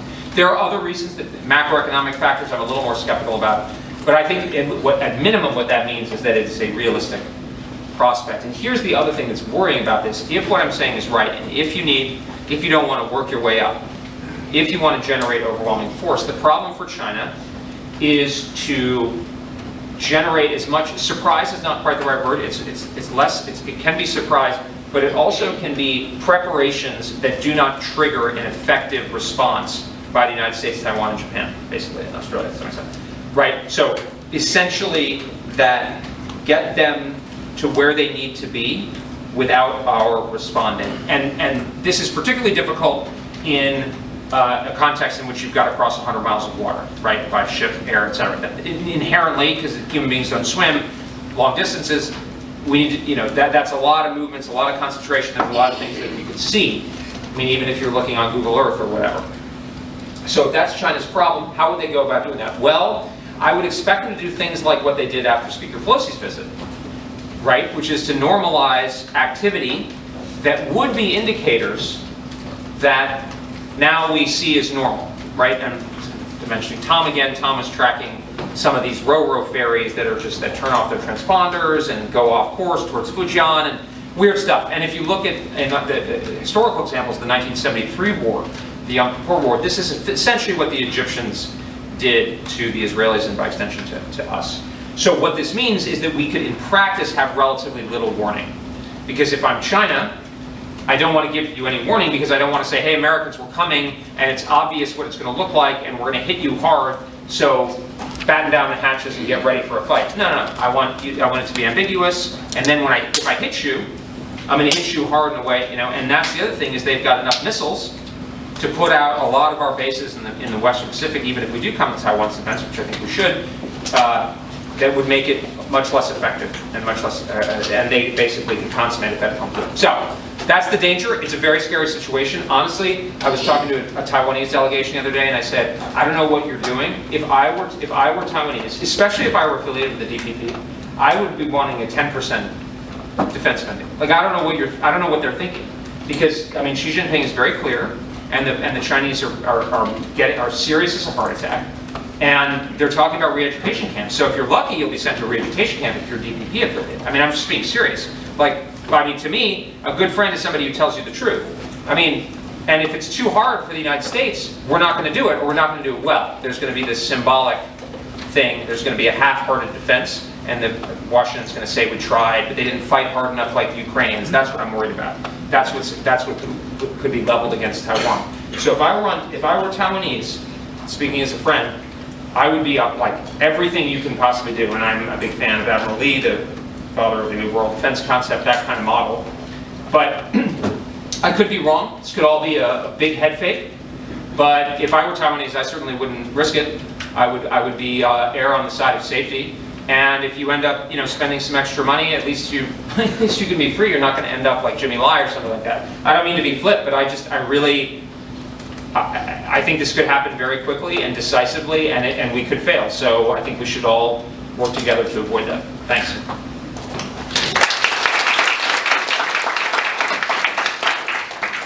Thank you, Bridge, for sketching out some dire scenarios here that I'm sure has raised a lot of questions, but hold on, we've got Bob Sutter next. Well, it's a great pleasure for me to be here and speak with you today. And I have a handout which I can share with you by email if it's not available here, which just goes over the points I want to make today. This is a very dangerous situation. I certainly agree with what Bridge has to say. What I want to talk about is why the U.S. has been increasing its support for Taiwan so much to unprecedented levels during both the Trump and the Biden administration. Why has that been going on? And then I want to look at the military crisis that we had in August and the debate that showed itself at that time and said, well, wait a minute, what are we going to do here? And so I want to get a sense of how serious is that debate? And is this support that we're seeing from the United States, is it sustainable? I mean, Bridge indicates it's a very dangerous situation for the United States.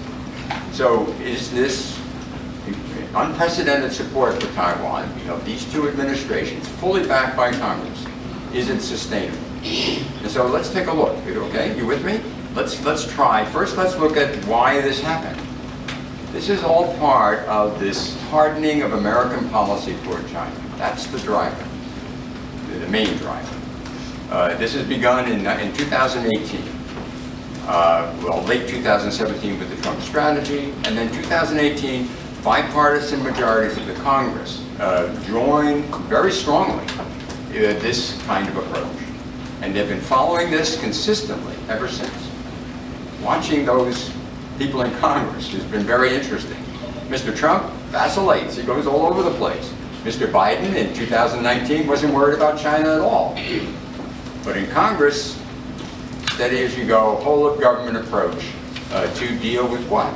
These urgent challenges from China. And so we have a Washington consensus, the so-called Washington consensus. And this consensus is made up of the majorities in Congress and the administration officials. And they see lots of challenges from China, and I group them, and there are three fundamental ones. One is governance, and two others are existential threats. One is the security threat, and the idea of the future of Asia, China will dominate Asia, what Bridge laid out in the beginning of his remarks.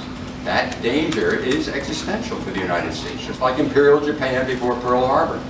The same kind of logic behind that. And the second is this high technology competition. If China wins high technology, it will undermine American industries in areas that count a lot. It will be the dominant economic power in the world. And because technology is so important, it will be the dominant military power. And the United States will be dominated. Ladies and gentlemen, that is the fundamental driver. We don't want to be dominated. That's the main basic point here. So in that context, you see that Taiwan plays a key role in these areas. It's as he said, it's fundamental to security. At the same time, it's fundamental to technology. And so so these folks who are this Washington consensus, what are they doing? They're trying to defend America. They see China challenges across the board, and they're trying to defend against these challenges. And they feel it's urgent to do so. So that explains it in broad terms. In specific terms, the drivers I would put this way. the reasons that the United States is more supportive of Taiwan is because, number one, all of Beijing's pressures on the Tsai-Ing-wen government in Taiwan since 2016, they're trying to change the status quo. And the United States is saying, we're going to change it back, basically. We're going to continue this effort. Number two is the high technology importance of Taiwan. Number three is the strategic location that's so important for the United States. And number four, it's a useful lever. It costs China. You can use it in that regard if you choose to. John Bolton in the past has spoken in these terms. More important, perhaps, is that the brakes on doing this are much less. The main brake was, we can't jeopardize the relationship with Beijing over Taiwan. Barack Obama's people felt that way. Most American governments felt that way. You don't do things with Taiwan that would be upsetting seriously to Beijing. Well, that break is over because we are doing things seriously upsetting to Beijing every day. And that's been going on since 2018. So that's overtaken by events. The second is that we don't want the Japanese and the Southeast Asian countries to get upset with us for doing this because they don't want this relationship upset. Sorry, it's too late. The relationship is upset. That's also overtaken by events. The third break was that we don't want to have these governments in Taiwan use this to provoke Beijing, just as Chen Shui-bian did, as some of you will remember. And that is overtaken because Tsai Ing-wen is not Chen Shui-bian. You know, she's a remarkably stable person and very determined, but not provocative at all. So that leaves one big break, and that's just what Bridge was talking about, Beijing, the power of Beijing, military power and their willingness to use it. So that remains a very big break. But you can see the dynamic is, we're moving forward. For all sorts of these reasons, we're going to continue to move forward with Taiwan. So this brings me now to the debate that emerged in the August military exercises and in the lead up to the exercises, and then the exercises themselves. And basically I looked at the debate, and it was a lot. There was an awful lot of commentary, all sorts of commentary about this. Maybe some of you forgot, but it was really amazing. Just an outburst of all this sort of stuff. And what it did, it clarified the situation. And on the one side, you have a lot of different opinions, but on the one side, you have the Washington consensus saying, no, we're going to go forward with this. We're going to continue support for Taiwan. We're not going to be, we're not going to be intimidated. The White House said that repeatedly, and Congress acted that way repeatedly. So that's one side. The other side are people who, for various reasons, disagree with the policy of the Washington consensus. People that, lots of friends of mine, China specialists, lots of China specialists feel this way. They feel it's excessive. The portrayal of the danger is excessive. And then business and investment people, they're very much against this. They don't want to have this kind of tension with China. And then you have people in GW and other universities that have strong ties with China, and particularly in high technology and in research and so forth, and they don't want this kind of tension. And so they say this is excessive, it's bad for the economy, and it's going to lead to war. Yet all those arguments being raised by various people in this debate. And so what happened? Well, basically the people that were opposed to the existing policy said, look, you want this, you should seek a stable relationship with China. And in that process, you should reassure China about your policy toward Taiwan in particular. And so that was a very important element for many, not everybody, of course. I'm generalizing grossly, but it's one side of the debate. But for the members of Congress and the administration people, what are they trying to do?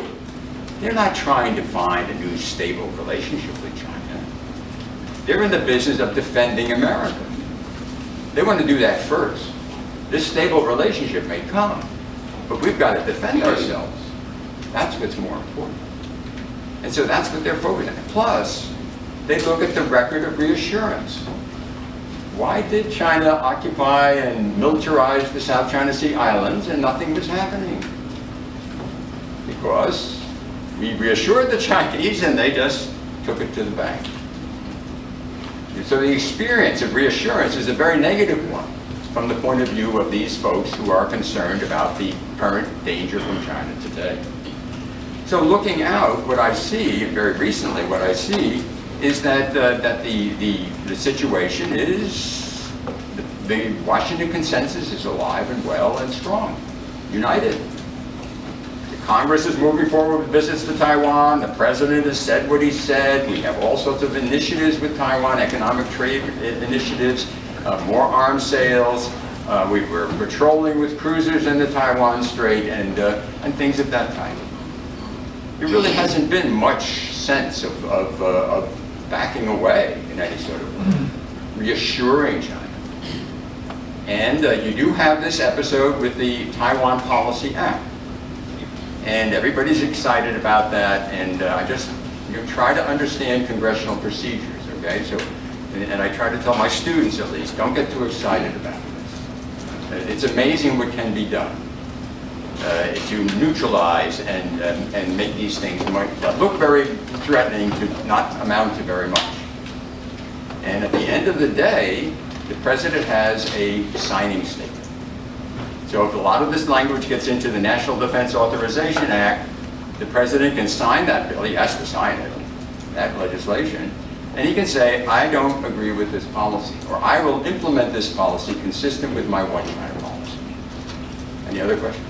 That's what he would say. See, and that works. And this is done by administrations all the time. So I think this has been a little exaggerated, this particular Taiwan policy, in my judgment. So I think we have a clear sense of where we're going. It's an unstable situation, folks. It's very dangerous. The exercises could resume. They could do what Bridge is saying. They could have pretending they're having exercises, and then when they're all ready, they just go for it. And that's always been a nightmare for American planners, that they would do that. They've been having large exercises around Taiwan for some time, but nothing like what happened in August. And so this is a danger, no question about it. And this is a broader a broader reflection that I have. You can tell that I'm old, and I was a Cold Warrior in a way. I worked in the CIA during the Cold War. And so this was a very delicate time. And it was very tense. And I know my students they're not used to tension. They don't want tension. They want it to not be tense. And I'm saying to myself, I said, look, the United States is committed, this consensus is committed to countering the challenges that China has carried out and is carrying out. That's going to mean what? Well, in the past, the Chinese didn't meet much resistance. Now they're going to meet a lot of resistance, and they're not going to like it. There's going to be tension, no question about it. And so the point is, we have to manage the tension. We have to deal with it effectively, and we definitely should not hype things. We should look at things as realistically as we possibly can. And we've done this repeatedly in the Cold War phase, not yet. But are the Chinese going to react to these countermeasures that the U.S. is undertaking? Absolutely. And are they going to be causing tension? Absolutely.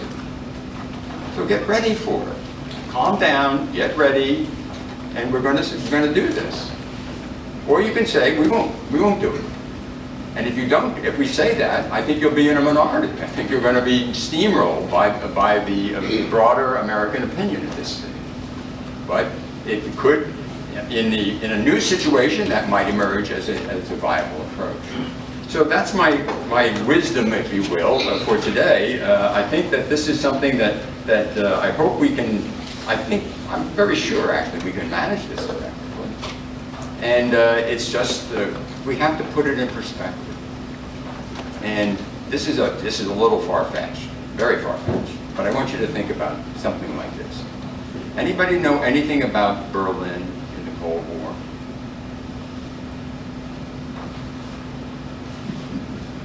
It's not defensible, you know. It wasn't defensible. John Kennedy went there, US politicians went there, ich bin ein Berliner. And he's saying to the Soviets, had overwhelming power, move in tomorrow. Ich bin ein Berliner. And they didn't come. You have to look Why didn't they come? Why didn't the Soviets invade? This kind of situation requires that kind of analysis. So I just would please put it in perspective and understand that. But my sense is this is a good time for U.S.-China Taiwan relations. And we have compatibility to beat the band. And we're moving ahead carefully. And we're doing it in a way that still respects the so-called one China policy. Good for them. Great. We've done remarkable things with the one China policy. And I think we can do things in the future. So thanks very much.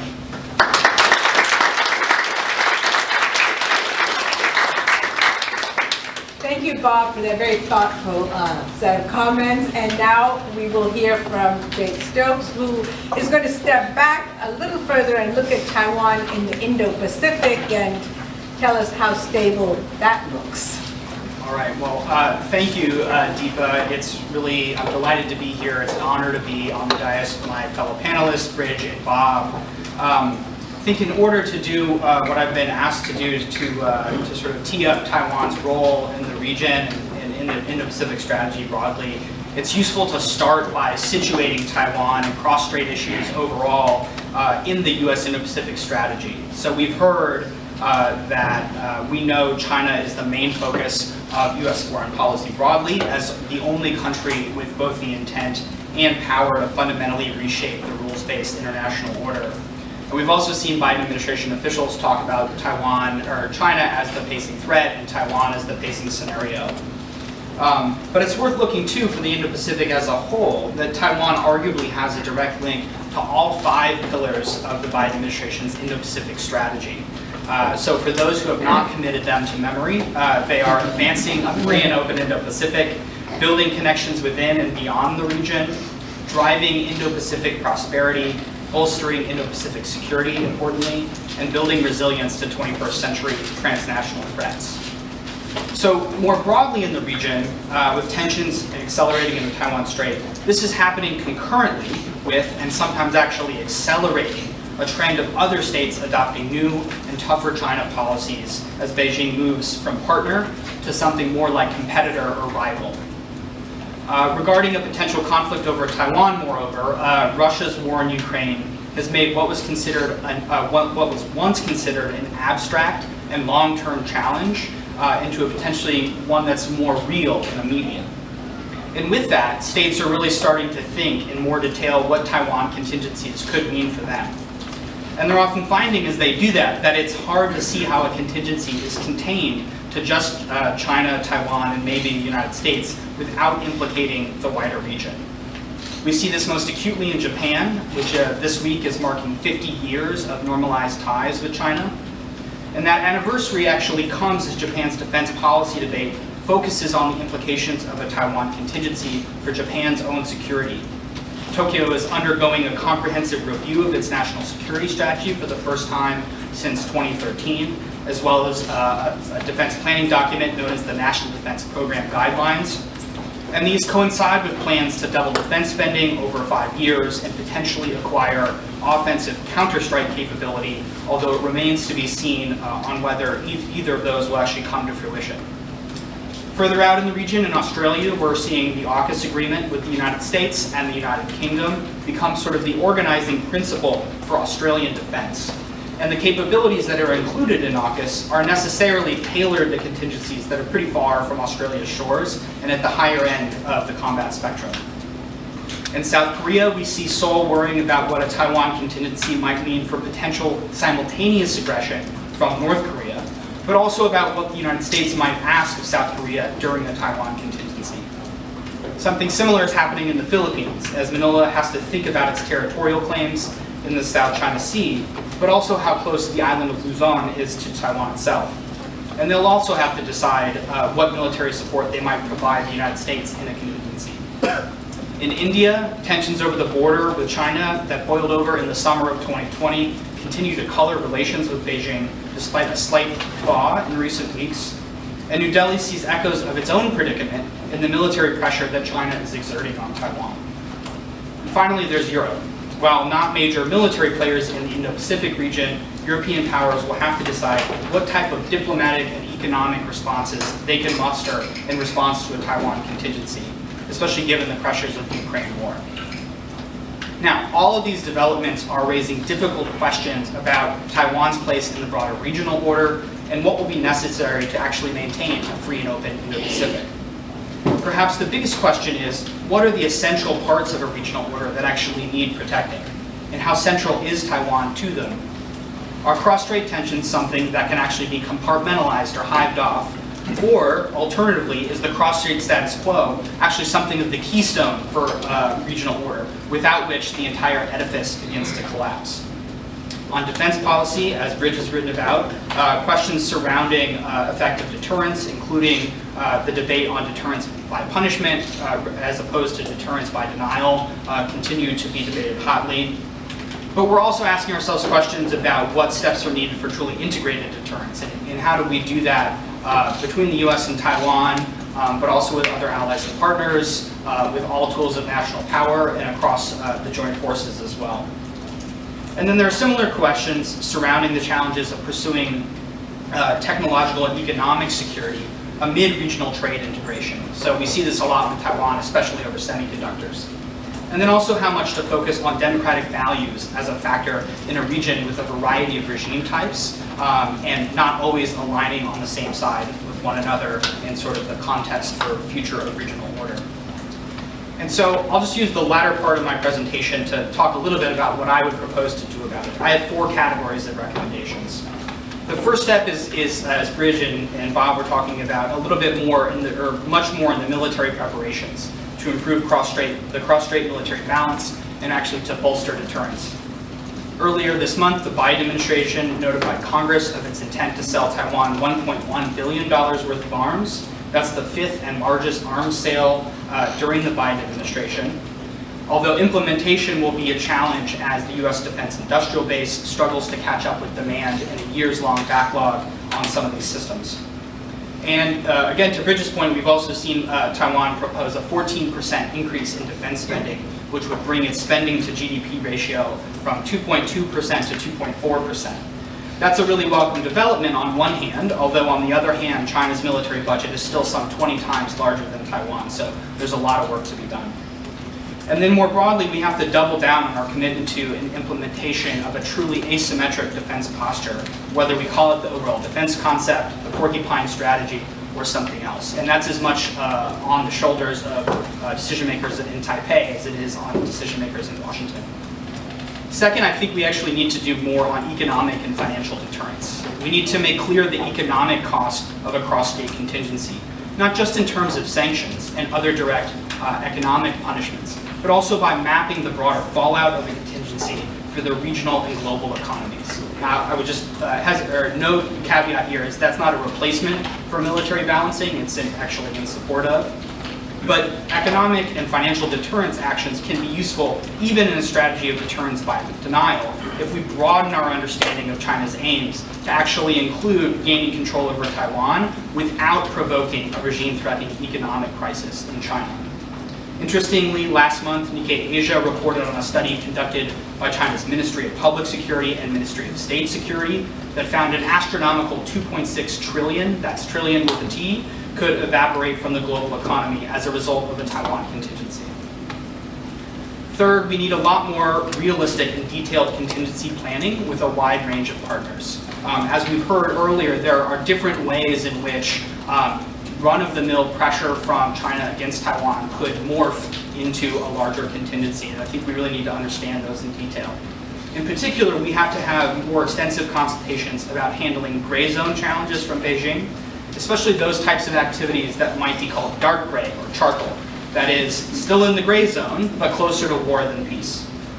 And critically, time would be a really important factor in any cross-state contingency, so the more we can think through things in advance, the better off we'll be. For example, one important fact is that it only takes about 4 minutes for a PLA aircraft fighter that's crossed the median line of the Taiwan Strait to get to Taiwan's western coast. That's not very long. And finally, if the ultimate goal is maintenance of peace and stability across the Taiwan Strait, then the United States should keep internationalizing the issue while practicing political steadiness and restraint. Now, when I say internationalizing the issue here, I mean working with like-minded states to show Beijing that many countries care about and see themselves as having direct interests in this issue. It's not just a matter for the United States, China, and Taiwan.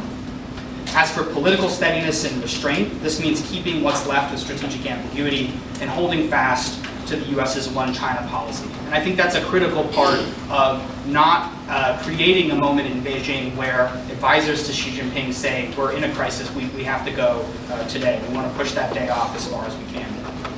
And doing so isn't some concession to China by any means. Instead, it's really about making sure our commitment to upholding the status quo is credible with other countries, including like-minded partners in the Indo-Pacific and Europe, and countries like many in Southeast Asia that want to remain neutral. And that way we can keep the focus on China's destabilizing actions that are actually upending the status quo. So I'll wrap it up there. Thanks for listening, and I look forward to the discussion.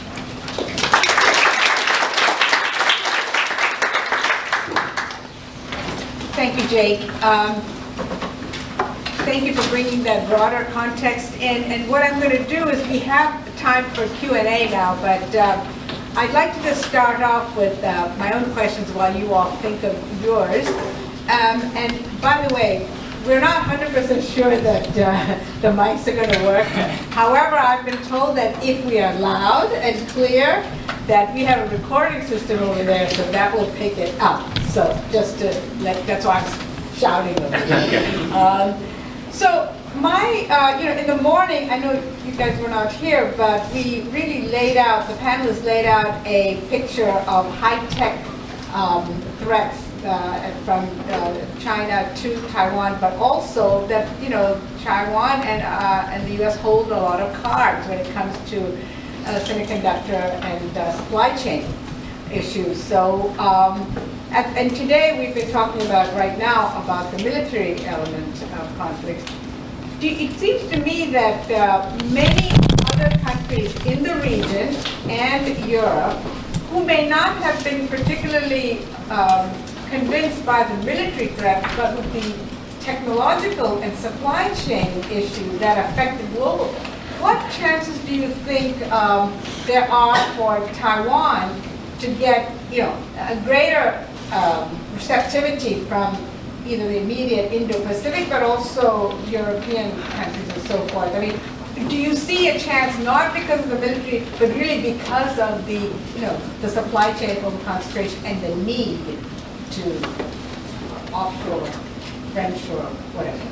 So I'll just maybe... I can speak to that quickly. So I think we're already seeing some of that with some of what Taiwan Semiconductor Manufacturing Company, TSMC, is doing with Japan, for instance, where they're partnering with Japan's semiconductor makers to set up facilities in parts of Japan and kind of getting both more of the buy-in from Tokyo for Taiwan security, but also helping Japan diversify and safeguard its supply chain in the process. I think there's a little bit of a strategic dilemma, though, for Taiwan on this issue, in the sense that if part of what makes you strategically valuable to the rest of the world is this really critical resource, if you are actually able to diversify the supply chain, then maybe the interest isn't there in the same way. And so I think they're trying to sort of balance that.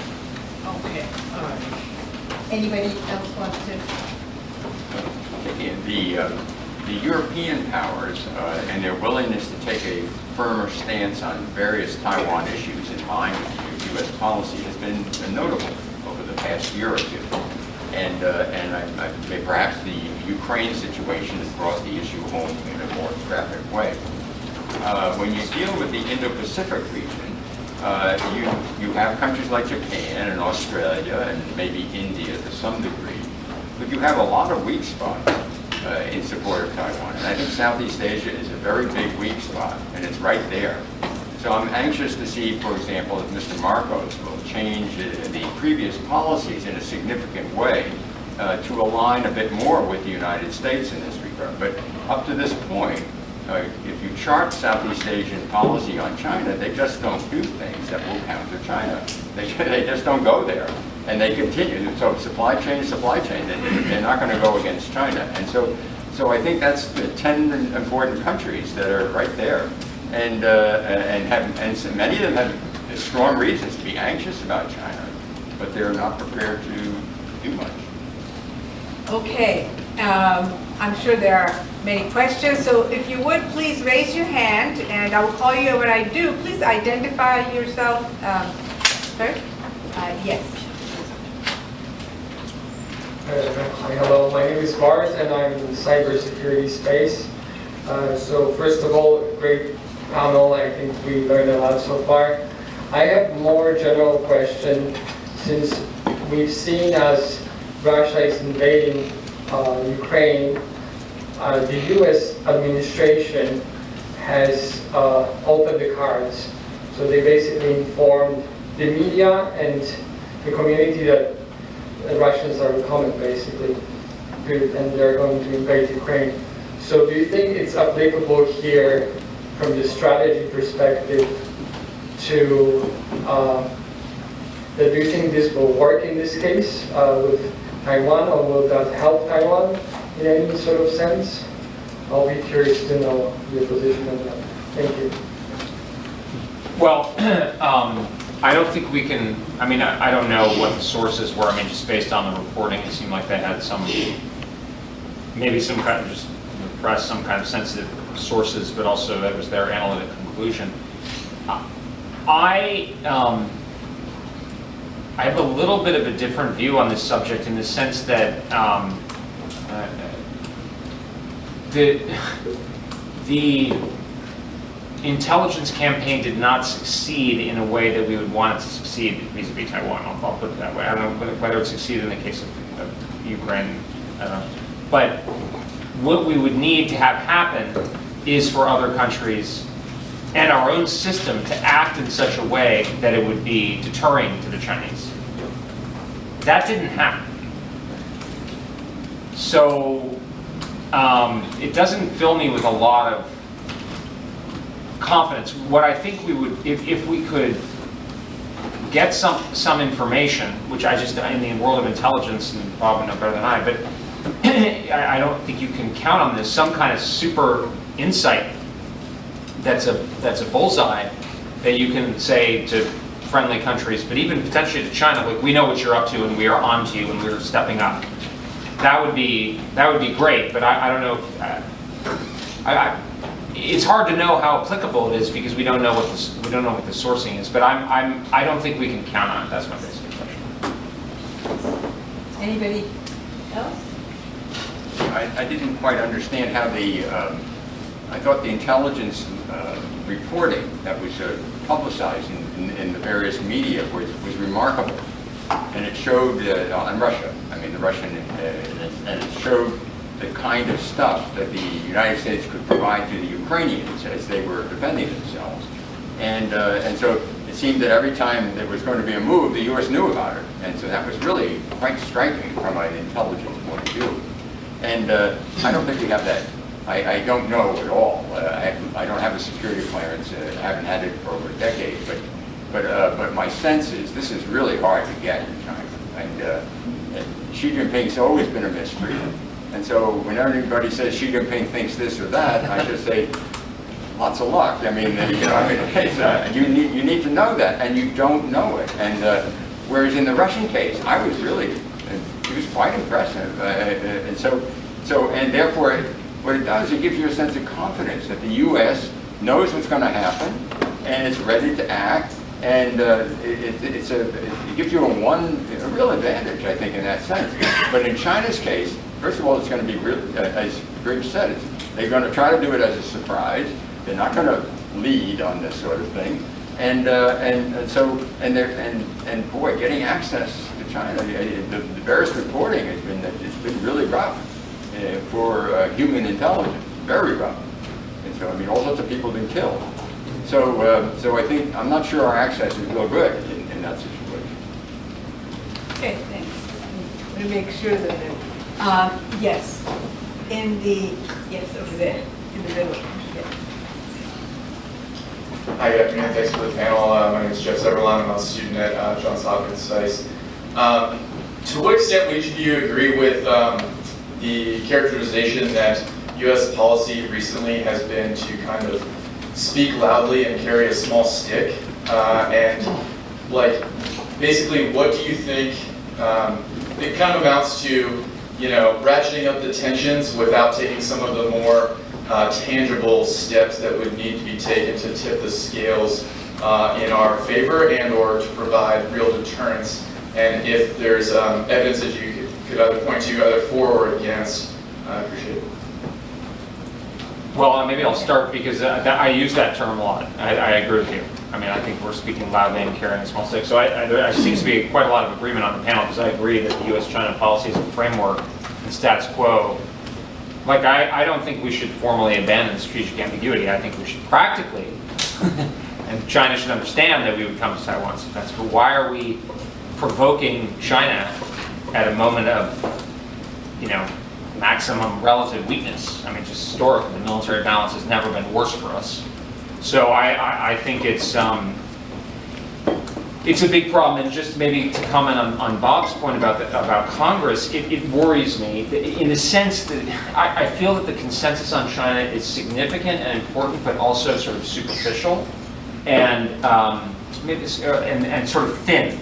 Like the ice is sort of thin. Like if we actually had to think, are we going to get in a for real war with China over Taiwan? I think a lot of people might head for the hills, and that's not a great situation either. Can I comment on that? Yes, Because I please. think that's a very interesting observation. I've done a book on this, Congress and China policy. It's in review. And what you find, plenty of this kind of evidence. Go back to 1995 and a congressional reaction to the 1995 crisis. And the Clinton administration was a lot more spun up about that crisis than this administration was about the one in August of this year. And Congress had been pushing this Li Donghui visit, and they pushed it hard. They're unanimous, almost unanimous. And then the moment it got dangerous, they shut up. They said nothing. It's totally quiet. Clinton, it's up to you to fix it. I mean, implicitly. But basically, they said we're having nothing. We're not responsible. That was very thin support. I agree fully. If you look at how this, and I was just talking to Jacob about this, you look at how this congressional consensus emerged in 2018. There was no push from an interest group or a political party to do this. There was no outside force, partisan reason. It's bipartisan. These people thought they needed to do this. This is their opinion. And when you have that kind of a core in Congress, and you do have it, bipartisan, they've made up their mind, this needs to be done urgently. And that was what Carter ran across with what he did. Those members of Congress that resisted him, they didn't do it for partisan reasons. They didn't do it for expedient reasons. They thought through what the interests were, and they said, God damn it, you shouldn't do this. You're jeopardizing all sorts of things. And so I look at that, and that was deep, and that remained. That opposition remained. The Carter wrestled with that, and Haig wrestled with that in the Reagan administration. And so what I see is a lot of that in Congress today. It's not uniform, of course. Nothing's uniform in Congress. But the point is, and so it's not thin. I don't think it's thin. I really don't. And I think it's persisted for 5 years. We are now reaching a crescendo. This year, you're right about the military side being, hollow and all this sort of thing. Look at what's actually happening in other areas. This year is a banner year for taking tough action against China.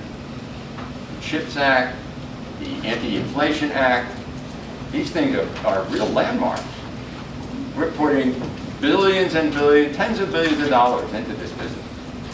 So I think the determination is very strong, is the point I'm getting at. And I think that's, and it's getting stronger because they're mixing now the Ukraine crisis with the Taiwan crisis. And the lesson of one now says, well, the Chinese are aiding Russia. And they see that, and they say, that adds to the reason why we really got to be firm against China. And I think you're going to see more. In the waning days of the 117th Congress, you're going to see more. and watch the National Defense Authorization Act. I suspect that's where it's going to wind up, much of it.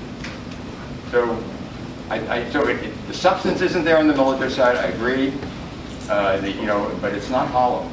It's really not hollow, because it's a long-term struggle. It's a long-term struggle.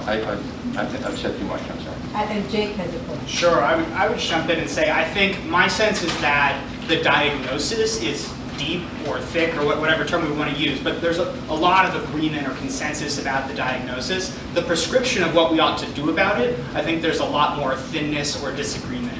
And in many ways, the competition with China has become a proxy for some of these bigger debates in US foreign policy, and that's where a lot of things kind of end up on the shoals in the sense and where people disagree. I mean, there is a certain amount of consensus that is notable in kind of moving certain things forward. But this question about, is the way to compete with China revitalizing ourselves, or is it about investing in the military and a forward deployed military? Is the core of the competition really just in the Western Pacific within the first island chain, or are we increasingly in a global competition with China where we have to be thinking as much in the Middle East and Europe and Africa and about Belt and Road as much as anti-access area denial capabilities. So I think many of those pieces of the debate, once you get a couple layers down, where there's some real disagreements both between the parties but also within the parties as well on China policy. In terms of speaking loudly, if we want to say just kind of being politically aggressive while maybe not having the military capability to back it up, I think you have seen bits of reassurance from the Biden administration. For example, they said they're not trying to change the regime in China, right? That they're holding on to the core of the one China policy. But at the same time, this is not a partisan statement, but you see former Secretary of State Mike Pompeo in Taiwan saying we should recognize Taiwan. Right? And if you're sitting in Beijing and you see the potential that this is, maybe a serious presidential candidate, you could see major changes potentially coming down the line in U.S. policy, and particularly as I think it's reasonable to say that Beijing isn't quite sure who's kind of in charge of certain parts of China policy, but especially Taiwan policy right now. And if a lot of it is kind of being driven by the consensus in Congress, or even some of the more extreme parts of Congress, you could see how they, would see the U.S. policy potentially being much more forward-leaning in the future. And I think those are the questions that are really exacerbating the situation, even while the administration is trying to hew closely to the one China policy. My one child cut me up.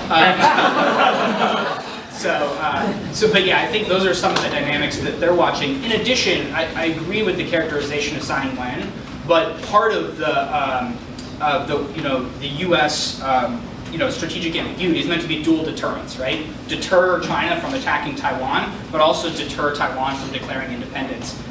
I think we have a good sense that's where Tsai Ing-wen is. Who comes after her in the DPP, I think, is another question. And if you look historically at leaders in Taiwan, there's a lot more variation, to put it politely. And so I think we have to keep that, as we're considering a longer term policy, have to keep that in mind. First off, we have to realize that if China is willing to commit enough people, they can come with baseball bats and take Taiwan. Okay, it's just the amount of blood and treasure. Everybody has to realize that.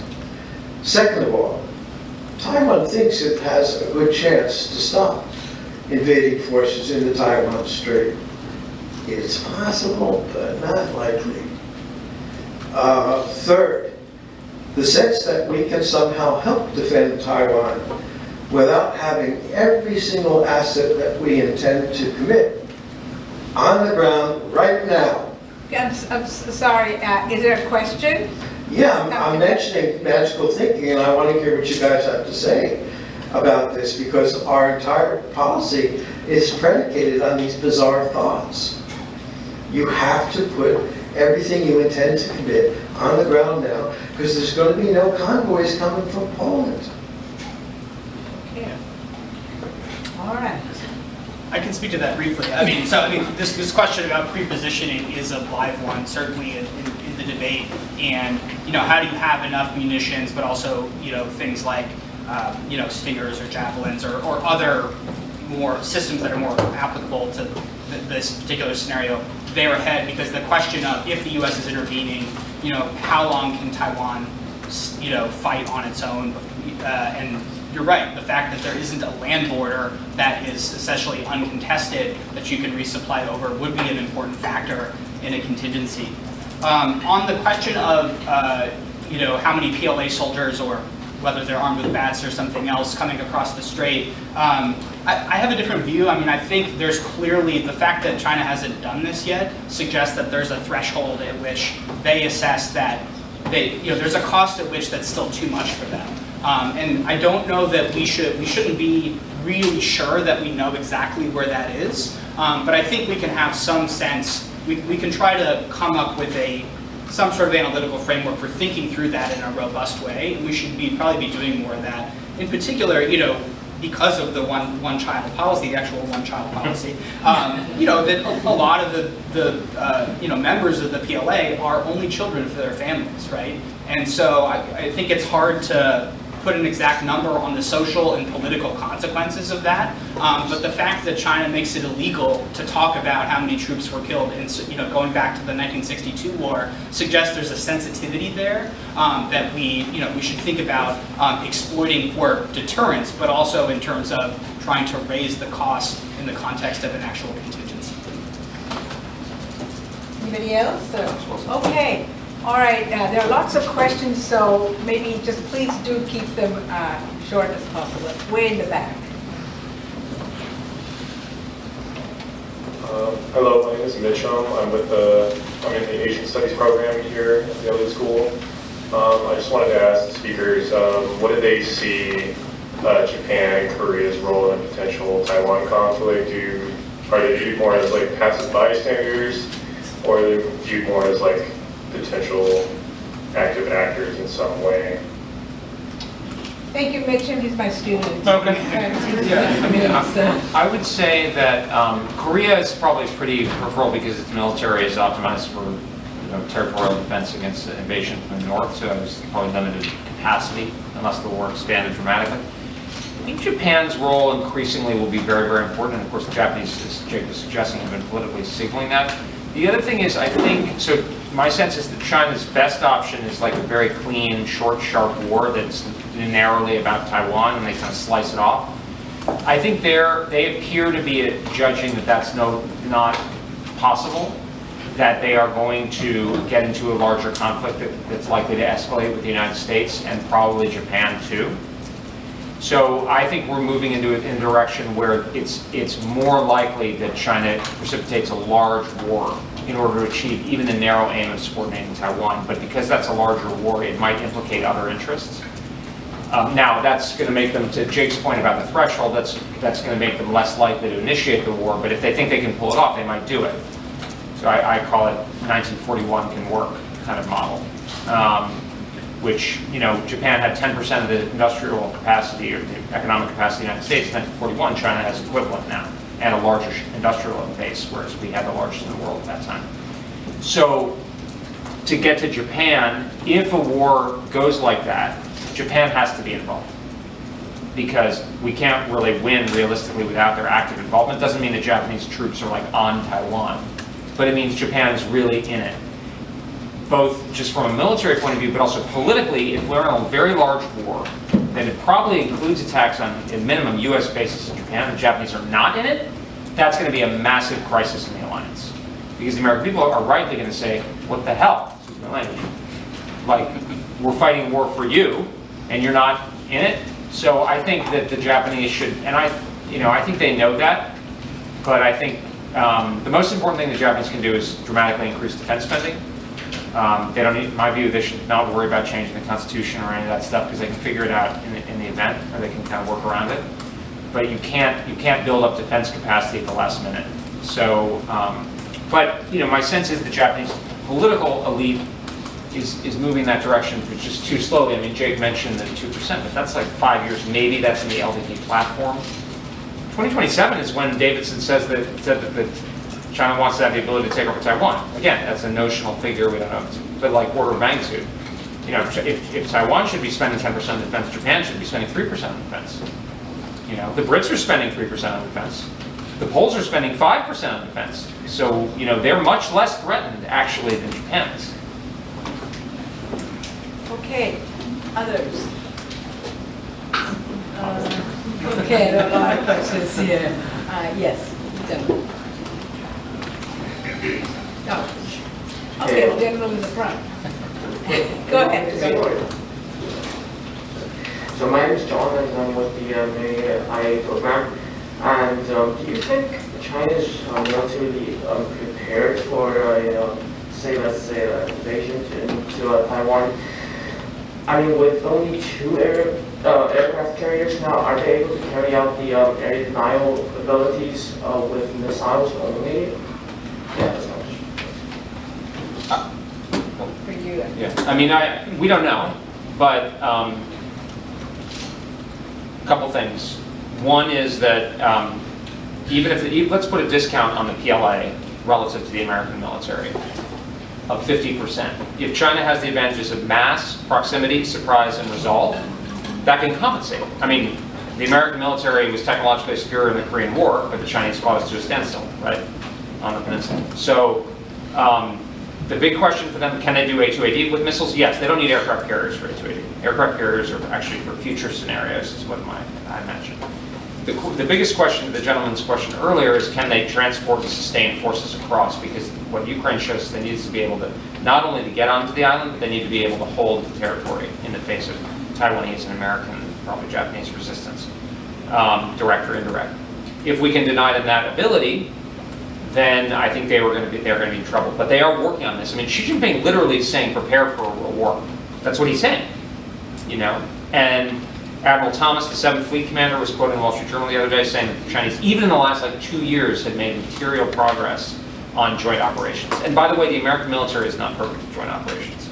So, and we're going to be operating from distant bases, very long lines of communication, etc. So it is feasible, but it's not going to be easy. But the biggest factor I see right now is Taiwan's own efforts, because Taiwan is there, it has mass, and if it turns itself into a porcupine, I know that's a controversial term in Taiwan, whatever you want to call it, turns itself into something that's very difficult to attack, that's going to make it much harder for the PLA. And I think Jake is exactly right, that the evidence is that they never tried. I mean, Mao Zedong wanted to get Taiwan probably even more than Xi Jinping, but he never tried.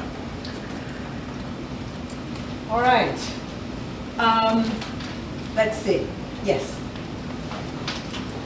Yeah, hi, my name is Devin Sullivan. I'm a law and security policies student at George Washington. And I had a question about there's a sort of concern, I think, that the West has become its own worst enemy, and that we've seen domestic unrest here in the US. Brazil maybe heading for a constitutional crisis this weekend.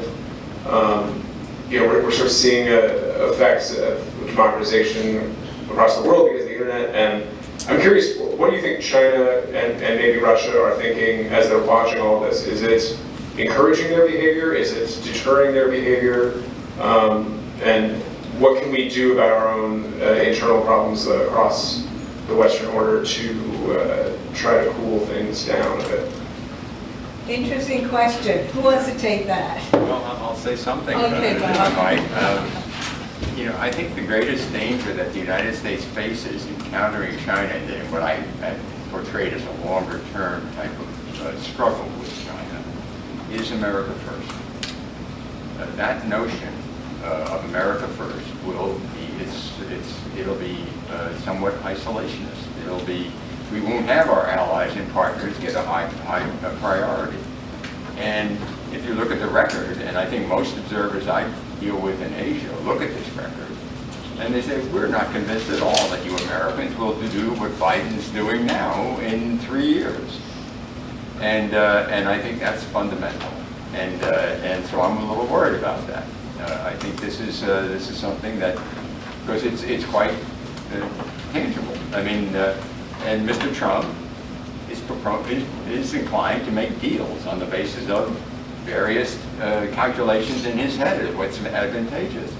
And he's not a strategic thinker along the lines of our 2 eminent people here. And yet you have to be that way if it's going to work. And so that's what I'm really worried. I think that's a very near-term problem that we face. place, and I think it's important. Jake? Sure. Well, I would just say, I mean, my sense of this is definitely that seeing Xi Jinping and the Communist Party talking to itself, that is their assessment and how they talk about it. Whether it's accurate analysis, I would disagree with. Fundamentally, democracies and open societies, we wear our problems on our sleeve, so they're very easy to see. There's a lot of stuff going on under the surface in China that's being kind of bottled up. And so sometimes that can create the sense that we're in crisis and they're not. I don't think that that's right. And I think it was Walter Russell Mead that had a good kind of metaphor about, US democracy is kind of sometimes like this boat that's like a made up raft, right? It's hard to steer, but it's also hard to sink. Whereas authoritarian systems are kind of like a really, really fast boat. You can drive them really fast and they look great, but you can also drive them right into a wall, right? And I think that's kind of how I think about kind of the differences in the system. And if you look at something like zero COVID in China, right now, that's an ongoing example of the leader has, right, who is the core, has said this is what will happen, and they don't have a way out of it right now because they, so I think, and then, more broadly, as Xi Jinping is at the core of the system, he gets older, he doesn't have a real successor, he becomes more isolated. Those problems tend to fester in a way where even the worst leaders in democracies have counterbalances in the system. And yeah, we have to make them work, and they're not working perfectly, but they're still there. And I think that the important thing we could do is make the system work better than any individual leader who would try to subvert it. I actually essentially completely agree with what Jake just said. I mean, I think, yeah, like we got a lot of problems, but compared to whom? And I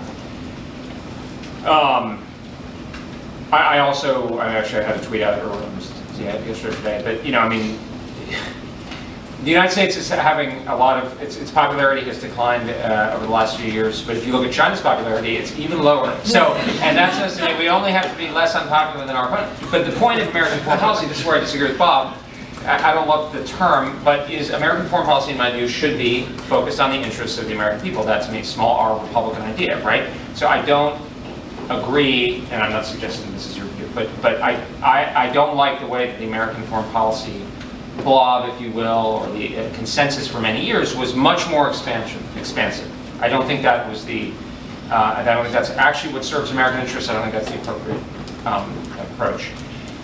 I also think, and Jake touched on this, and I think he's exactly right. Sorry, I just subscribe to most of you, but you pointed that there are deeper divides about what this competition is about. I think that's exactly right. I am in the hard power side, and for instance, Sullivan wrote that piece with Grants a couple years ago where he argued it's a global, basically soft power. I mean, I'm simplifying a little bit. But I think it's basically a hard power balance. And what I would say that in response to what Bob has said is actually the behavior of Asian states has more been keyed, not so much to the personality of the president or rhetoric, but the behavior of China, which has been the primary driver behind that. And actually, yes, the rhetorical stuff, but actually the real hard power investments and the willingness to confront China. So there was, I mean, I'm biased, but there was a lot of support from India, Vietnam, Taiwan itself, Japan, and the Biden administration, I think, has, to its credit, has avoided some of the pitfalls that befell the Obama administration, particularly towards the end, where there were real questions. And there are people in the administration who were the foci of those concerns, and of course that exists on the Republican side as well. But what I would say, in summary though, is that any foreign policy and security policy that we have oriented towards China and Asia needs to be connected with a concrete argument for Americans' practical interests. And I think this is a bipartisan thing. America first, obviously there's all the historical baggage, but it should be, all right, why is this in Americans' concrete interest? In part because the stakes are so high and the consequences of a conflict are so ungodly, obviously, that it's got to be really brass tacks. And that's a lot of what I'm doing right now, is trying to make this case, I think we agree, but make the case in a way that's not rules-based international order, and it's like a shibboleth, but like, like normal person, Republican, Democrat, Socialist, whatever. This is why it makes sense for you to take serious risk of something going south in Asia, because it's really going to affect you very directly. It's not a kind of theory that people like us on panels talk about. And sorry, I don't mean to be flippant, but you know what I'm saying? Like it's more concrete. Okay, thank you. We have several questions. Let me take two at a time now, just to save time. Okay. Why don't I, yourself and then you, both of you, and then I'll move to the center. Thank you, ma'am. Keep it short, please. Sure, and I'm from Taiwan, and now I'm a visiting fellow to Project 2049. And generally speaking, general public appreciate U.S. support. Taiwan is always trying to develop our own defense capability sufficient enough. And so right now there's an ongoing debate between inside Taiwan. So we're trying to balance our conventional platforms and as well as asymmetric warfare capability. So with a limited defense budget, how do you think how should we balance between what kind of ratio should we maintain? Okay, hold that thought. You. Hi, my name is Samar Kennedy, Safe Foundation. I have a question which is, as many of the speakers have mentioned that, United States has been changing its policy, and China has waited, it seems, much longer because it negotiated arms with Britain to get Taiwan. Of course, it has an easy time getting Tibet. But now Taiwan is taking a little more time because the superpower is involved. Now, is China, China has recognized, one of the Lieutenant General about a decade ago said that, United States would continue to do all these things on Taiwan, but when it comes to, if we decide to hit the American territories with nuclear weapons, that's the only time the U.S. will take it seriously and stop the war. Now, is the United States ready to support Taiwan to a point that, because you've been talking of taking Japan into it, Korea into it, so the United States is the one who is internationalizing it more than China is. China is now set up with Russia an international agreement that they will go together. Now, given that it will be a third world war, if the United States insists on it, is the United States ready to go on a nuclear holocaust? Okay, that's a very big question, Rich. Sure. It's yours. To your question, sir, Yeah.